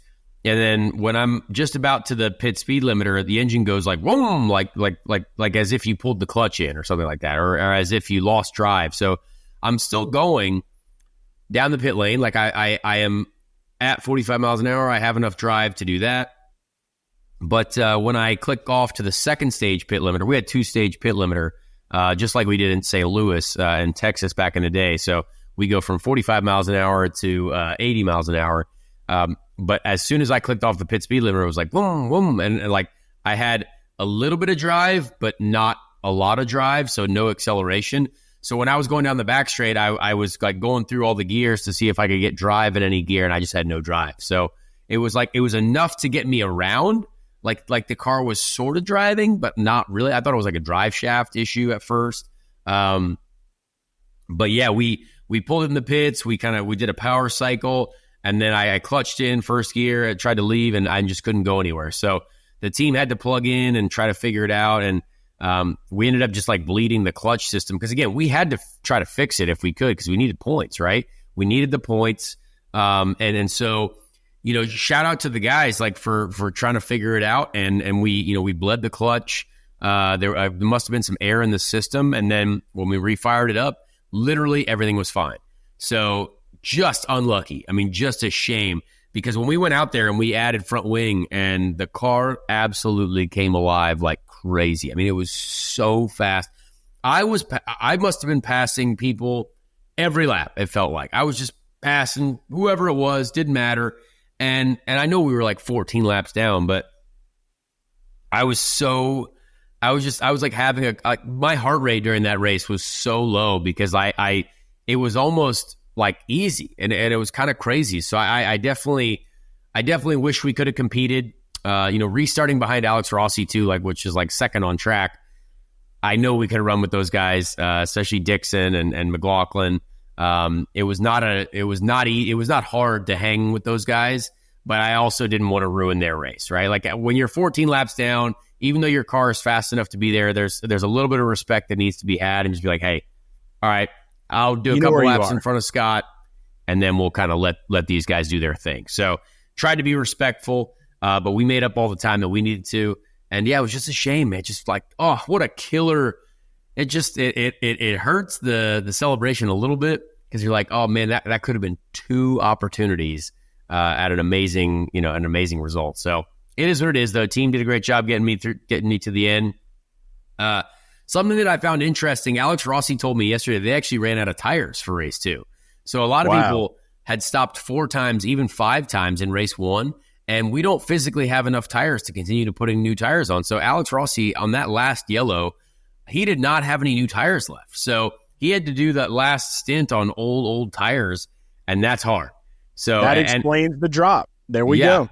And we, I don't think we had any tires left either. But we didn't even make, like, Alex ran 3 new sets in practice. So we didn't think anyone was going to run more than 2 sets, because we thought that it was going to be a deg race, like a lot of tire deg race, and you had to use all the new tires for the race. But they used an extra set in practice, and basically just didn't have enough new sets for the race too. So that was kind of wild. Bit of a crazy, man. But I think Rossi a few other riding a really good race, dude. Yeah, I think a few other people had that same issue. So that's kind of crazy. Definitely pay attention to that the next time there's a doubleheader, if there is one. But yeah, good for Scott McLaughlin. I mean, he made the right choices. Scott Dixon had a great day. Alex Palou, tough blow for the championship. That's a tough one. So kind of a Kiwi podium. Yeah. What was your opinion of race 2? Like, did it have the same intensity of race 1? Was there still a lot of moves? I know I have a couple that I will speak about. Race 2 for me was definitely way more of the what is going on here for real kind of a race, where after you had willpower spinning on a restart, you're like, oh boy, what? Yeah, there was just a lot of just wildness happening, and it's like those are the moments where you're just like, are you watching this? Am I the only one that's seeing this right now? So it was definitely one of those shock factor races, but to see Scott come back and fight to do what he did, I'm not going to lie, I thought that Dixon was going to get him right there in the end. It's always good to see one of the boys get a dub out there. Both of those guys, I know them and just have a lot of respect for both of those guys. Seeing Colton back up there, getting a podium, but first oval podium being the biggest part of it for me, I think was the most exciting. That's a wild set. I did not realize that. I can't believe man. I mean, but it's like, I don't really think it's too off of, it's too off bound or however you would say that. I don't think that it's too, you've seen Colton on some of these ovals. It just feels like they're almost there. The bolt's almost as tight as it needs to be and secure. It's not, he's still got a little bit more to go. So I feel like he's right there now. Like he's like, okay, I've got this podium, because we know there's a lot of star power there with Colton.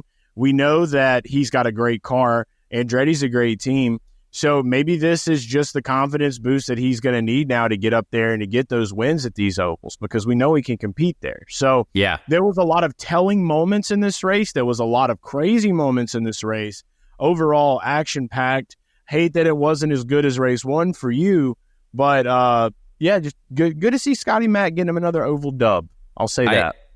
So there's a couple moves that I saw. I was kind of in spectator mode. Like I was doing the race, but I was really just watching other people do work. You know what I mean? Because like I was irrelevant. You're just kind of hanging. Yeah.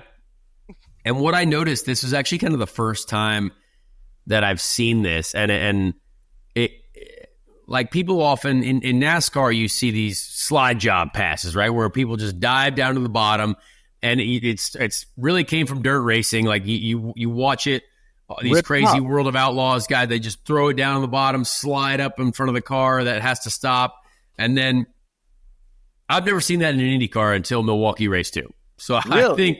Yeah, See, I so feel like that would be pretty normal. So for me, when I was seeing it, I was like, yeah, we're ripping top, dude. Like, let's go. But now hearing it from you, I'm like, wow. Only person I saw doing it was Santino. Yeah. Of course. I was in front of Santino. I'm a bunch of laps down, but we're running third on track, and just I'm kind of driving. If he gets a run on me, I'm gonna let him have it. Like, I don't really care. But what I noticed is he got a bit of a run and then just basically drove in flat into turn 3 and headed straight for the wall. And I'm getting out of it because I'm like, I'm not racing. But he basically is like sliding up in front of me. I'm like, oh, that was an interesting way to do it. I guess you could do that. That's the slice and dice. Very baby. dangerous. Like, could have easily wrecked both of us. And I saw him do it again to someone else like later. And again, I'm fairly sure he clipped the front wing of the other car. But it was the first time I actually saw someone kind of going at that angle of a slide job where, like, you're actually not turning in where you're supposed to. You're just driving straight to try to get in front of the other car. So shout out to him because it was kind of interesting. It could have been at least 2 or 3 wrecks. For that, like if Kyle Larson comes back for some more IndyCar races, you're going to see a lot more of that. I'll tell you that right now, because he probably watched that at home and was like, "Dang." Yeah, okay. it was very interesting to see. I didn't like. I certainly, you have to have a really confident, like you got to be confident in the right rear of your car to be able to do that too. I certainly could not have done that with the way my balance was, but yeah, it was the first time I've really seen IndyCar slide jobs. So kind of cool that Milwaukee was able to bring that to us, I would say. Oh yeah. Yeah. So with that, I mean, we've pretty much gone up and down these races. So let's partake in an interview with the race 2 winner, who we've obviously spoken to before on this show. But this is a great conversation. I hope you guys enjoy it. And I know my voice has been terrible this episode, but please bear with me. Scott makes fun of it. So here's the winner of race 2, Scott McLaughlin. Ladies and gentlemen, we have a different me because yesterday we recorded the Pato interview and I sounded different. But I chose to go out last night and celebrate with my team. So now we get to interview Scott McLaughlin, who is a race winner again. He gets to be on our show again. He did some wonderful work in the Gallagher Chevrolet. And boy, did you look great out there, Scott. Wonderful work. Big active Twitter guy lately too. So thank you for being here. Tell us how you're feeling today. I'm normally a little bit more active when I have a couple of drinks under my belt, but yeah, look, it's certainly, I feel you, brother. I mean, I went to bed at like 8 o'clock last night, and you had rung me. I think, hang on, let me get the receipt. I think you rang me at not that late, 9:36, but I was long gone in my dreams. So it's like midnight now. Yeah. Well, you're on dad hours, so that's going to be dad sleep time. Like, I was that's so fair. tired. Well, I didn't sleep before the race that much on Saturday night, and then on Sunday I didn't sleep at all. So it was a big couple of days. Saw your Ace Ventura post that you made, by the way. Dude, yeah, great film. Did you actually wake up in like rhinoceros turd, dude? That's what I felt like. My like head was coming out of the pillow like that. It was just like really bad. But no, look, you gotta, as Connor knows, and I think that's why me and Connor get along so well, is that at the end of the day, you got to celebrate the good times and live your life. So and we certainly do that. And it's sad because I think if I lived in India, a lot of my friends live in Indy. I'd probably hang out a lot more, but look, there's a time and a place for everything.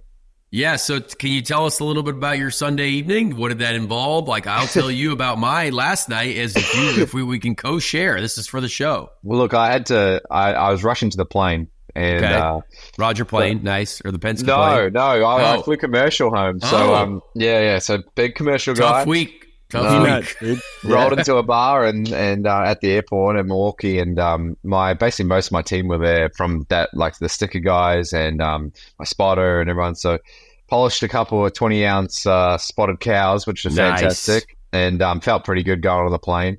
Very much. I'm about 10 minutes from the airport in Charlotte, so Easy. I just Uber anyway. So I was like, okay, well let's have a bit of fun. And then when I got on the plane, half of it was full of IndyCar people. Oh, and, dear. there's the flight attendants got word of it, and then they were just sort of feeding me, and it was a lot of fun. We had a blast, and then I got home, and obviously, I watched the race back and enjoyed it, and just we were with Carly. My Carly, she's stone cold sober, obviously being a highly pregnant woman. So She has to deal with you. Yeah. yeah. So I poured myself a couple of nice Weller bourbons and just enjoyed the night. That sounds wonderful, honestly. What a great way to celebrate winning. I hope I get to experience that at some point. You will. If you drive like you did on the weekend, you will. Good Lord. Well, that was fun. It is a shame that you didn't join me on the podium there, Scott, because I think that would have been a great time. But boy, Will and I had a great time up there. You did look like... If you're Definitely. gonna have a podium with someone, you've got to have a podium with a friend, and that was awesome. I was happy for you, but I had a terrible race. But I actually learned a lot. I learned a lot of watching some of your moves on the weekend, and I thought I took a lot of what you did into Sunday's race, which helped me. So thank you. I lost the element of surprise on Sunday. That's for sure. It was and someone ruined the start too. So that obviously didn't help for my outside moves, because then we were single file. Single so file. It's a real I was shame. Greg Williams bounty style, dude. Yeah, when we went to start the second one, I'm like, hey, are we going to be single file? And in the back of my mind, I was like, I was kind of quietly fist pumping, but I was not. I was not happy about that. Well, let's talk about the weekend. So obviously, I thought going into it, I think both Chase and I had picked Penske as a dominant factor because low grip surface. Usually, you guys do well on short ovals, no matter what. But I feel like you guys just have the ability to produce grip at a very high level. You guys execute at a high level. So I thought it was actually kind of all over the place. There were, some people were good. We had McLaren, obviously, with Pato. You had Will with some good stuff. The Ganassis were up and down. Scott Dixon somehow always ends up on the podium at some point. But was it an interesting weekend was it different than what you thought it was going to be going into it? I knew how competitive it would be just because it's been a new track for everyone. I think, it's hard to get an idea, and the tyres had changed since we tested there, as you know, and whatnot. So going into it, the quali car and our car at a very high pace was obviously really good, and we got a pole and whatnot and started the race. And the first stint went really well, and then this is on Saturday, and then we caught traffic. And as soon as the pace slowed down, like 2 or 3 seconds, my car was really bad.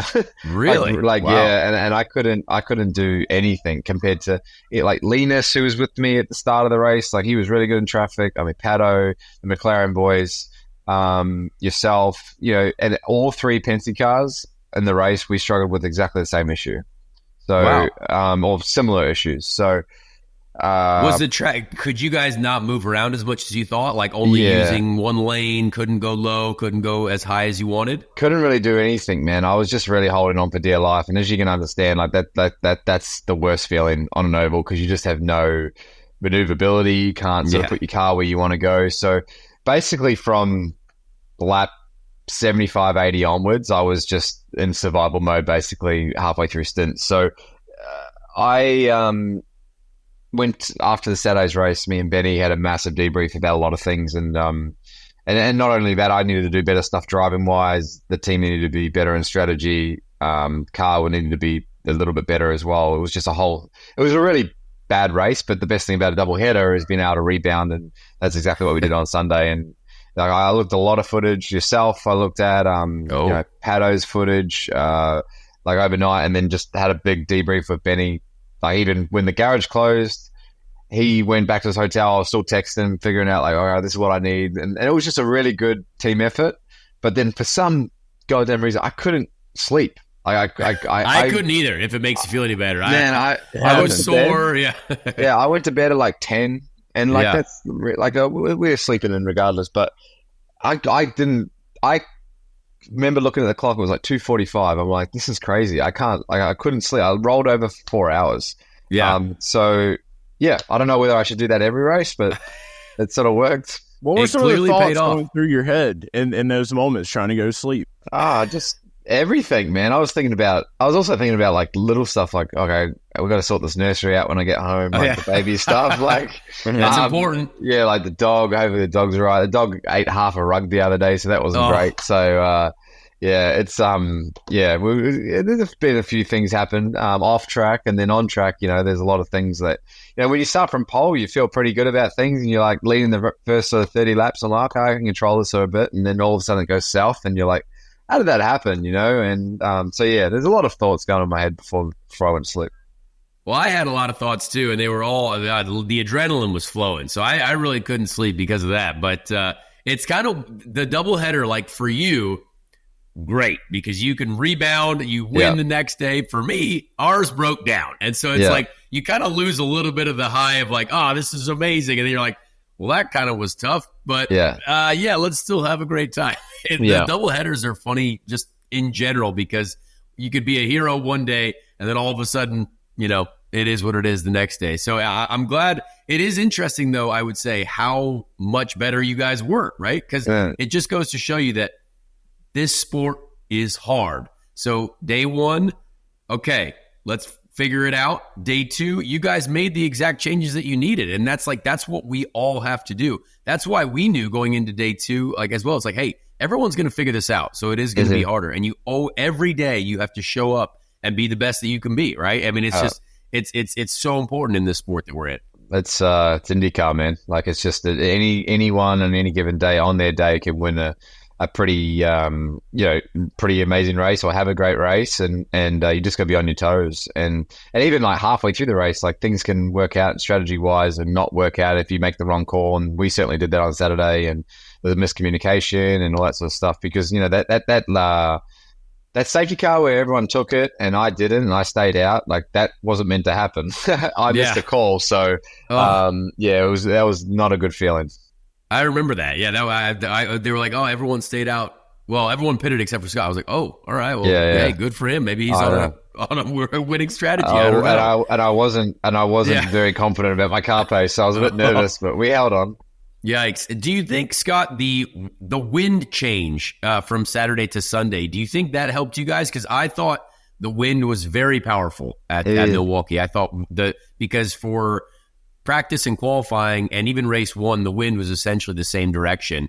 And that causes the car to change how it drives. So can you tell a little bit about what that was for you guys and if that helped you guys at all? Yeah, so the wind was, correct me if I'm wrong, Friday, Saturday, it was going from front straight to back straight, like across the track. Yeah. And then when we got to Sunday, it was hauling down the front straight from turn 4 to turn 1. So anytime you have a tailwind up the rear end of a open wheeler, it makes it pretty difficult. It's interesting. I don't know if that helped us. I think we definitely had better cars. We had better cars on Sunday and realized a couple of things that we did wrong on Saturday. There was a couple of, I still thought that the raceability of turn 1 and 2 was very similar to how it was the day before. I thought 3 and 4 was easier to hold the high line purely because you have the wind on the nose coming out of 4, where before you were sort of turning into a bit of a wind, so it was creating a bit of push. But I mean, you sort of got to adapt. Obviously, that's the same for everyone, and it's just a matter of just trying to figure out what's good for your car. Like the first stint on Sunday, like I was really, really loose, and we tuned that up and got it into a really nice window. Yeah, I just thought it was really interesting because 1 and 2, like in race 1, nightmare understeer, and then all of a sudden the next day you're like, oh man, this thing is really turning in 1 and 2. I thought the grip level had changed drastically, and people can't really see that, right? Like it's just interesting to be able to communicate it. So I think any race fan, if you're watching the race, especially at Indy, like if you feel like there's a lot of wind, just like strap in. It's going to be there's going to be some really cool things happen in some race cars because it's like some our worst creative nightmare. Hand movements in the race car. Yeah. Yeah. Chase, go ahead. Yeah, I was going to ask. So you got a couple of oval wins under your belt now. The confidence on the ovals is high. Your boy Shane Van Gisbergen, dude, he's got a new deal in NASCAR. He's going with Trackhouse Cup racing. You guys chatting any about getting off these roads and onto these ovals? Yeah, y'all talking a little bit about how y'all are, making the big stand for the Kiwis over here in America. Yeah, I mean, look, there's one Kiwi over here already who's doing a very good job. That's Scott Dixon, has done for many years. So we've got a good role model in that regard. But look, Shane's doing an awesome job for him to get P7 at Darlington. First time he's gone back there for a second time. So obviously it's really good. And I don't think his gear is as good as everyone else's as well. Like, I think he's doing a really, really good job. I'm excited to see what he looks like in the Trackhouse car next year. I think his Cup Series starts here, and the next little bit are going to be, it's going to be interesting to see. But certainly, I think the car that he has next year is going to be better than what he's got right now. But it's just all experience. But yeah, I'm talking to Shane all the time. We're catching up. He's always watching my racing. And same back for him. It's funny, like, we were rivals for so long in supercars. Not that we didn't like each other, but we always had a beer after the race. But at the race, like, our teams hated each other. We were like, hammer and tong. It was like Ganassi and Penske in some ways in Australia. So it was always like a little bit awkward. But now we have dinner and have beers and hang out, and it's all good, So yeah, it's exciting to see what he's doing. I think it's great for the sport in Australia that both of us are going pretty good, because it opens a lot of doors for people in supercars, and that's ideally what we all want. Love it. You know what I find funny is you recently got into you got into it with F1 Twitter, which was hilarious. Honestly, I love it's that. a very, very proud, very just disastrous place to it's go a to war toxic with. atmosphere. Toxic, Yeah, yes. I know. But Like, my favorite part of that, bad. yeah, until we found that. My favorite part, though, is like these people that are coming back at you like, oh, you're not in Formula One. And then everyone else like, here are all these awesome V8 supercar racing clips. And they're just like insane. And you're like, okay, like this has to feel good. Because, when I argue with people, not a lot of those clips of me going around. Maybe now there is, but, not a lot of those clips. Can you let us know what that's like and kind of how funny it is to, I guess, because I think it's great. Some people don't like it, but yeah. I think it's very funny. I just get, there's a lot of couch races, and then they realize the effort. But we're also we're also just having, this is hilarious. Like to read a lot of these things, it's just funny. People are wrong.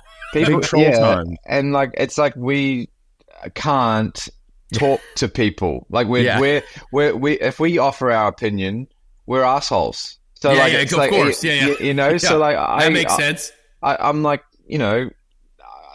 the reason he's got pushed there, this is what the whole thing with Verstappen is, because he was loose as a goose going into that corner. And then he's wide, and it's just, that's what happened. There's not, like, the car might understeer, but it's just like, but now you're talking a different language, because they're trying to watch, Drive to Survive. They don't really understand. Chase, I love the passion. The passion's what we need. The passion in all sports and motorsport in general is huge. F1, NASCAR, Indycar, whatever it is, supercars. Like, you need the passion. But if you can't have a genuine conversation with someone that kind of understands what's going on, or at least accept it and take it, every time you say something back to someone, I feel they take it as an insult, and it's not like that. It's not like that. Like, it's a conversation. I'm not trying to. I'm not trying to be I'm not trying to be an ass or whatever. Like, I'm genuinely trying to, like, just explain. Yes, this is what happened. Yeah, I was probably a little aggressive. That's the all Twitter, right.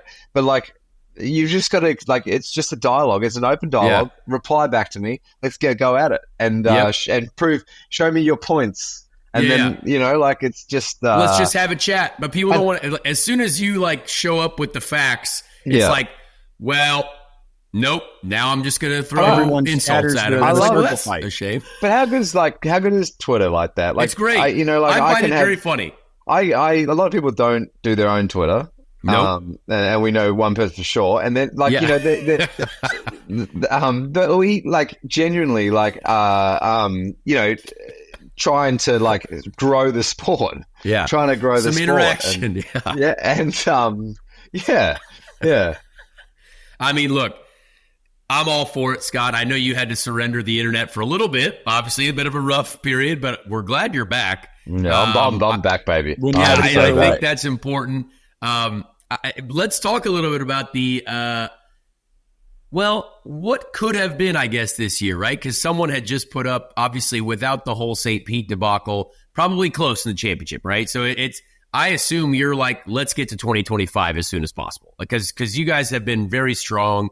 You could essentially have been in the championship fight, but I have a feeling that you're probably going to be in it next year as well.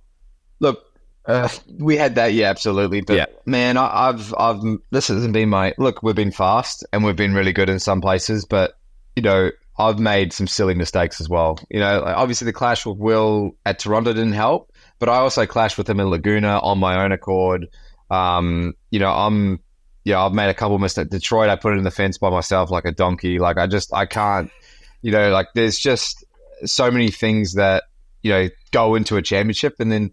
That's why you got to respect someone like Alex and even Will for that matter. Like the way that they put a year together, as you know, it's so hard. It's so hard in this discipline to be road course, street course, ovals, so good and consistent. And it's almost like Alex just doesn't have a bad day unless his car breaks down. And he's like a silent assassin. Like he's just always there. Yeah. I told him he's a robot. He's a genuine robot.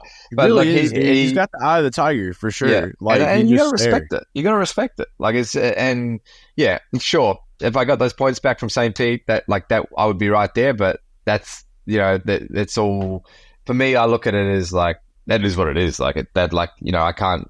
That's the script was already written. Like there's all stuff going on. I've just got to focus on the speed, and I've really felt like the way that we've executed basically from there on, like our season's been really, really good. 3 wins, we're 5 poles, like we've been ripping along pretty well the first 33s, and while we're doing it, man, we're having a ball doing it. I'm having a blast out there. I'm having fun, and you're making great shirts. A lot of great Thirsty 3 shirts out there. I know. Bubba Wallace is wearing the Thirsty 3s in almost every other Instagram post now, dude. I know. Blaney wore it to great marketing program. Blaney's wearing it. Like a couple of my boys in NASCAR, they're good lads. They get it going. But a lot of Thirsty 3 fans out there, and we're going to try and do a little bit more merch, I think, here in the next little bit.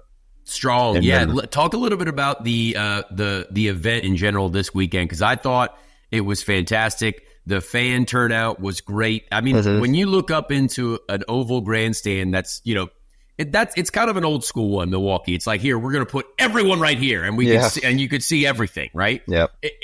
For me, it felt cool. It looked like an old school oval race that I used to go to when I was a kid. Yeah, stadium. Yeah. Talk a little bit about, I guess, the fan interaction that you guys had this weekend, because I thought it was great. Yeah, I thought from a crowd perspective, it was very IndyCar. There wasn't many IMSA shirts, there wasn't many NASCAR shirts. It was a lot of shirts resembling Rick Mears, like Rahals, Andretti's, all the old school stuff, and then you had some new stuff. I thought it was really cool, and the crowd was awesome. Like Saturday night, like when you got out of the car, I think it was you or Pato, one of the two, whoever they're cheering for. They weren't cheering for me, but it was. I'll go ahead and say it was me. I'll take it. Why not? Yeah. No, but you're a popular figure, and it was unreal. The crowd was so cool, and even like the next day, like when we won and everyone was cheering and whatever, it's just cool to have that interaction, because in motorsport, we don't have that interaction. We can't. Like people say, "Oh, you hear the crowd, whatever." No, you can't. Yeah, you cannot. Like they're lying. Whoever says that is a liar. So like it's I think seeing the crowd, how excited they were, seeing photos and videos on social media after about just the crashes and the passes and stuff like that. There's a lot of passion out there, and you got to give props to IndyCar, man. Like they built a really good product, Firestone. The downforce package was great, and then obviously the promotion to get people there to Milwaukee, and I guarantee you it will be massive next year.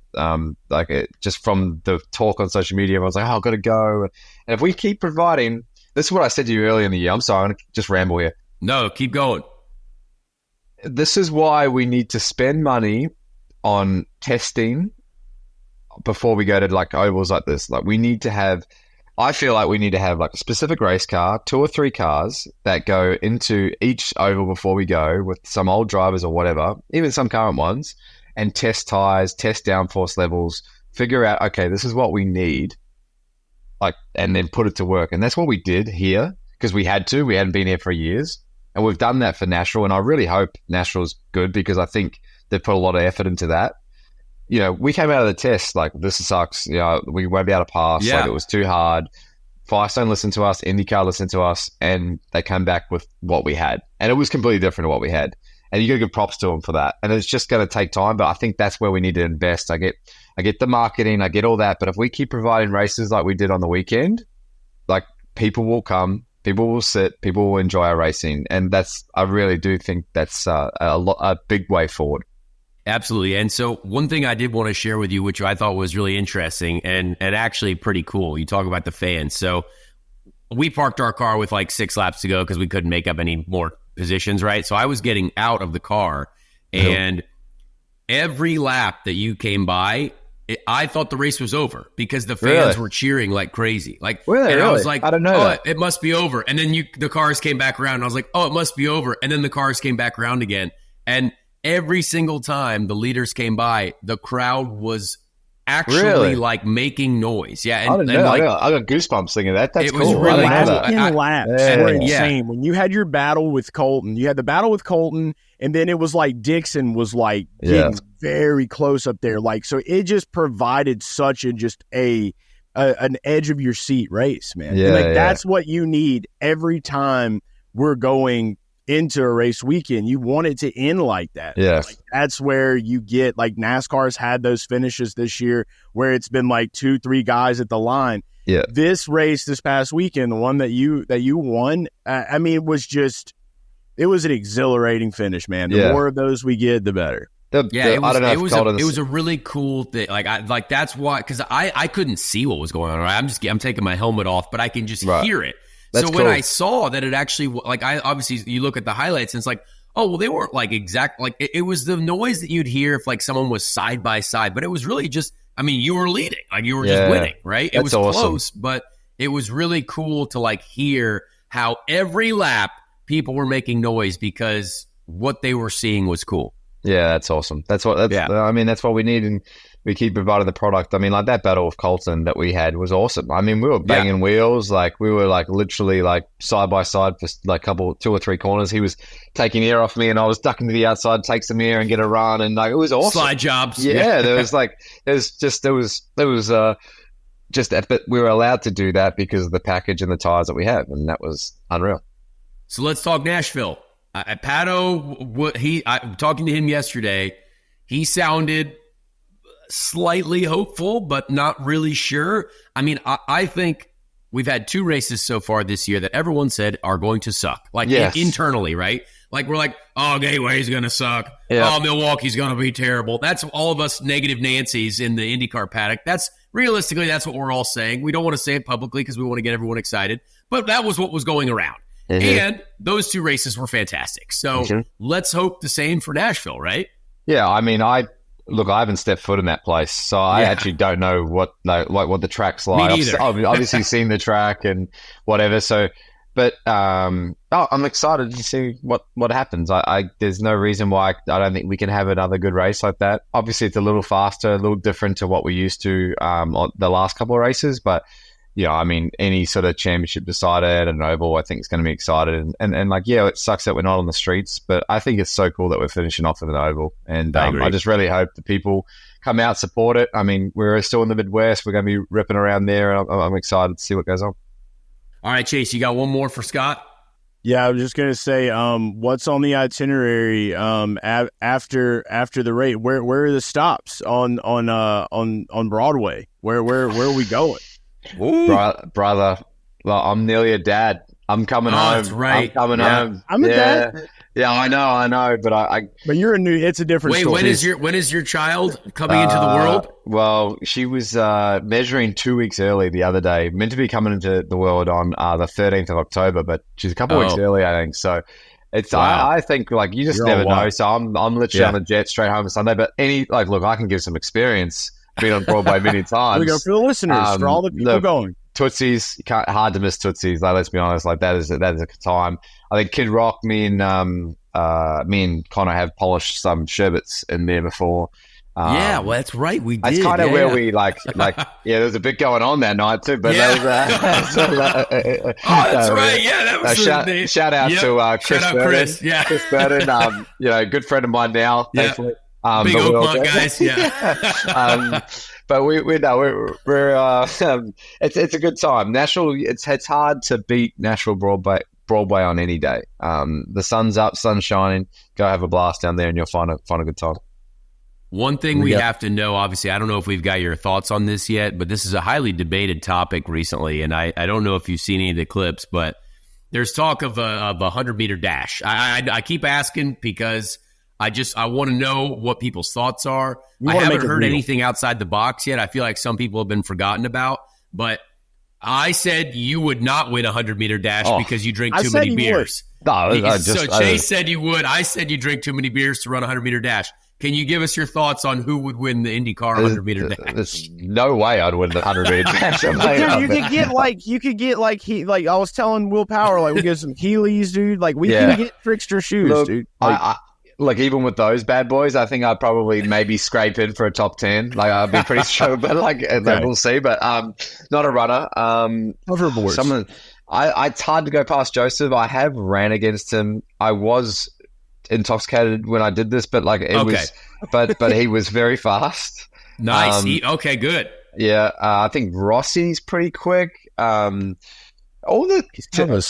I've got a sneaking suspicion, like someone like a Kiffin Simpson, someone like a Pietro Fittipaldi, like someone like they ran track in school or something like that. Yeah, a little nugget, like he's going to be just like ripping. So Malukas even Ferrucci. Yeah. I think I could see Ferrucci being fast. I mean, like that's just a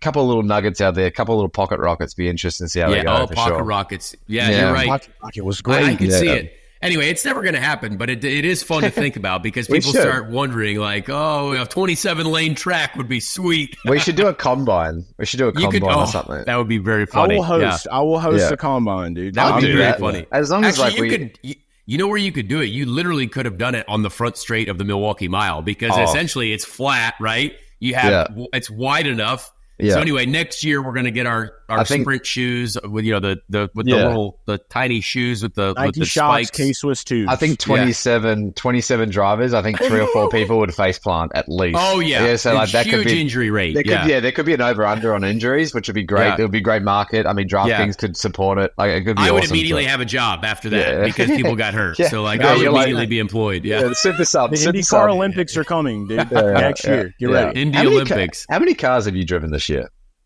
This year, only 3. Okay.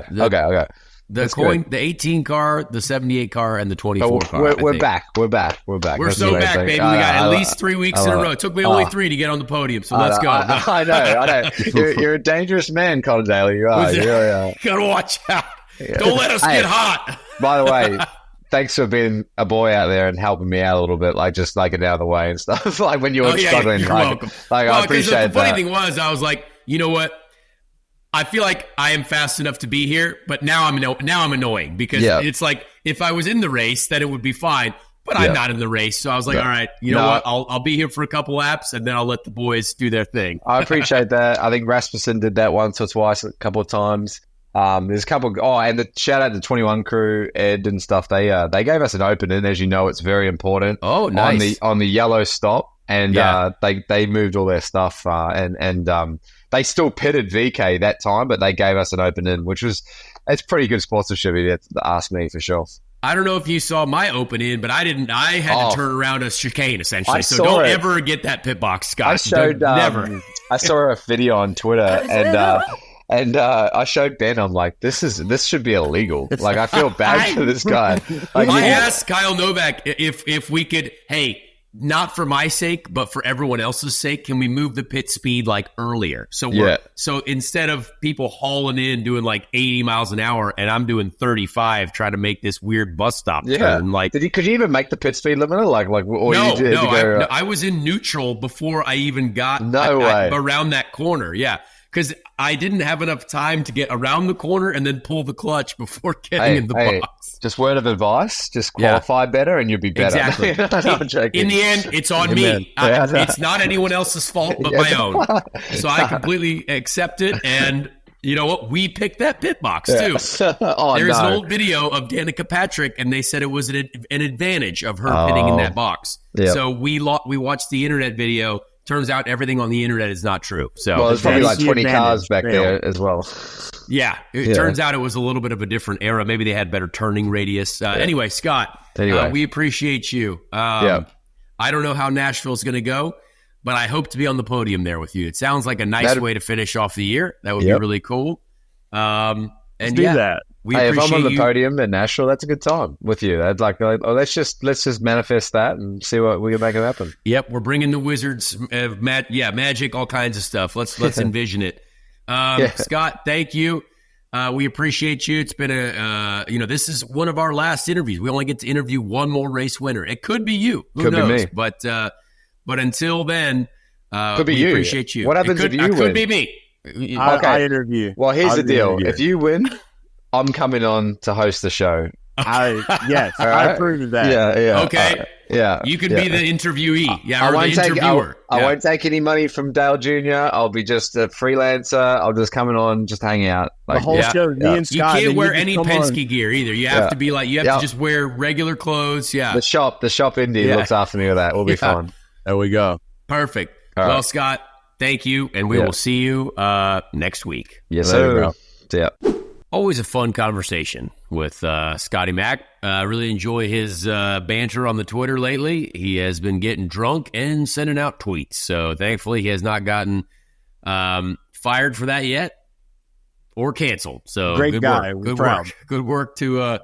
Good work to Scott for keeping the dream alive and interacting with fans and having a great time doing it. So love that. We do not have our IndyCar race this weekend, but I am racing sports cars. So I am going to be racing in the SRO series this weekend in Alabama at the Barber Motorsports Park. I don't really know much other than that. So I'm racing on Saturday and Sunday. It's a 2-race event. They're like 90-minute races, I think, in the GT3 class. So I'll be racing with the Random Vandals Racing this weekend. So I have no days off. You know what I mean? I'm going to go down to Alabama on Thursday. No weekends off, racing this weekend and next weekend. Thankfully, this is what living the dream's all about. So if you, I don't know how you watch these races. If I'm honest, I'm not sure if they're on television. I think sometimes they're streamed on YouTube. But it's the basically GT World Challenge Instagram accounts or something like that. So Coming down to my neck of the woods, man. yeah, so we'll be down there this weekend. And then next weekend we can preview Nashville. So we won't have a Nashville preview quite yet. We will do that next week on next week's show. But the championship battle's getting tight. I mean, Will Power could have even taken the lead of the championship if he didn't spin, if he didn't have some other crazy stuff go on. Kind of a wild. I mean, we're in a wild position for the championship. Will Power legitimately at one point was in the lead of the championship, I was told. Nuts. During that race. So kind of crazy that they didn't take advantage of that. And I've got a feel for Alex Palou too. I mean, he is Mr. Consistent, but when something happens, that's out of your control. So I still think it's Alex Palou's championship. I think that was my prediction before the year as well. Our race predictions for Milwaukee were very wrong, by the way, very wrong. I predicted Colton and myself on the podium, but completely the wrong races. I had Colton in race 1, myself in race 2, and then we flip-flopped that. So that was kind of funny.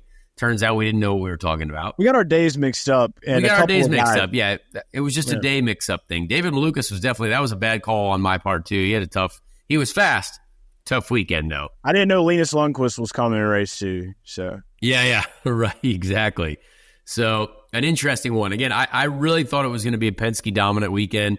It was beginning to look like that after qualifying, but turns out a lot of us showed up to the fight. We showed up to the battles. Kind of a clutch race. It was a clutch. It's a clutch track, dude. You never know what could happen. People never know. Coming through in the clutch, dude. Yeah, it was amazing to not just see a Penske dominant race. So still Penske's on the podium, of course, both days, but seemed like it was a good battle. So with that, we will again stay tuned for the championship fight, big time NBC race Nashville, and they're advertising for it, so that's great.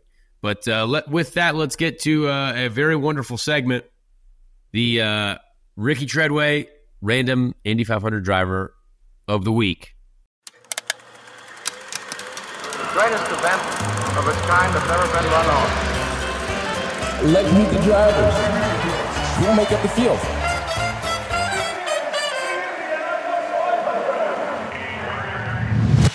This week, we have a very, very old event. And boy, this name, I mean, I found another good one. And I don't know how this is even possible, but the people in the 20s, 1928 or no, 1927 Indy 500. Couple names we've used before, but this one is something new for me. So we went with the 22nd place finisher in the 1927 Indy 500, Doc Shattuck, or Doc Shattuck. Doc Shattuck. I like Doc Shattuck. Doc Shattuck, maybe. I don't know. I am not entirely sure, but not a Wikipedia that you can find, I don't think. But this man, apparently, William Bunn Shattuck, a former congressman from Ohio, was a practicing pulmonary physician in Louisville, Kentucky, which earned him the nickname Doc. He was the first member of his profession to race in Indianapolis. That's crazy. Looks like he did the 1925, 26, and 27 Indy 500s. Best finish in 9th. Which is kind of crazy. So old Doc Shattuck. He's got a great mustache. I don't know. I don't see a photograph of him. Did you find a photograph of him? I did, actually. I found something on firstsuperspeedway.com. Okay. Yeah, let me drop it in the notes. He's got great mustache on him, man. One name is William Ellison Shattuck, and the other one, or Shattuck, I don't know, Shattuck. And the other one, William Bunn Shattuck. So I don't know what his middle name is. Maybe the internet's fooling me. Shattuck is probably the best one. It's like Doc Shattuck. It's like Shattuck. Dr. William E. Shattuck. Yeah, great mustache on the guy. Incredible mustache.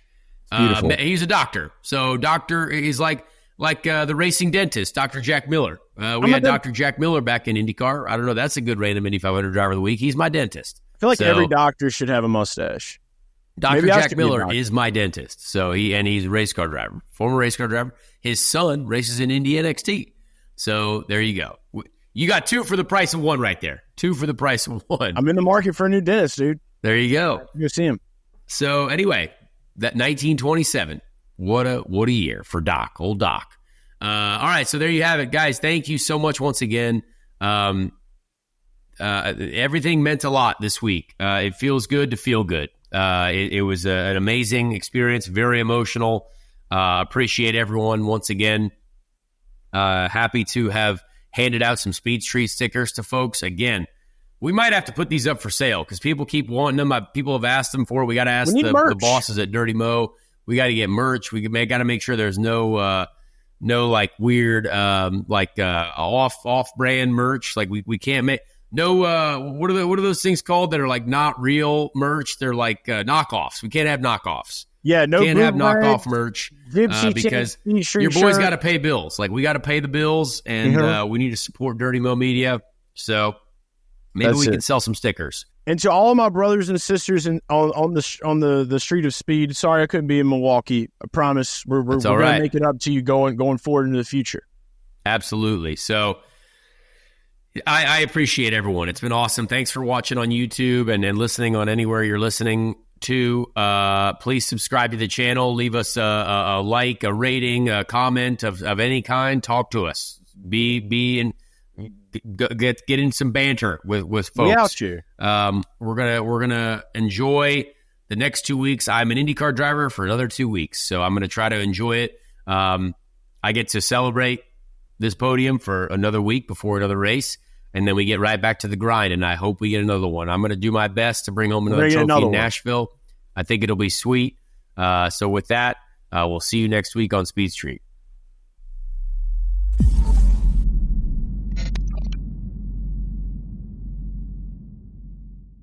Hey everyone, Connor Daly here. Please leave a like on this video if you did enjoy it, and also subscribe to the channel as well. That would be very helpful. Be a friend, tell a friend. Thank you so much for the support. and we'll see you on the next episode of Speed Street.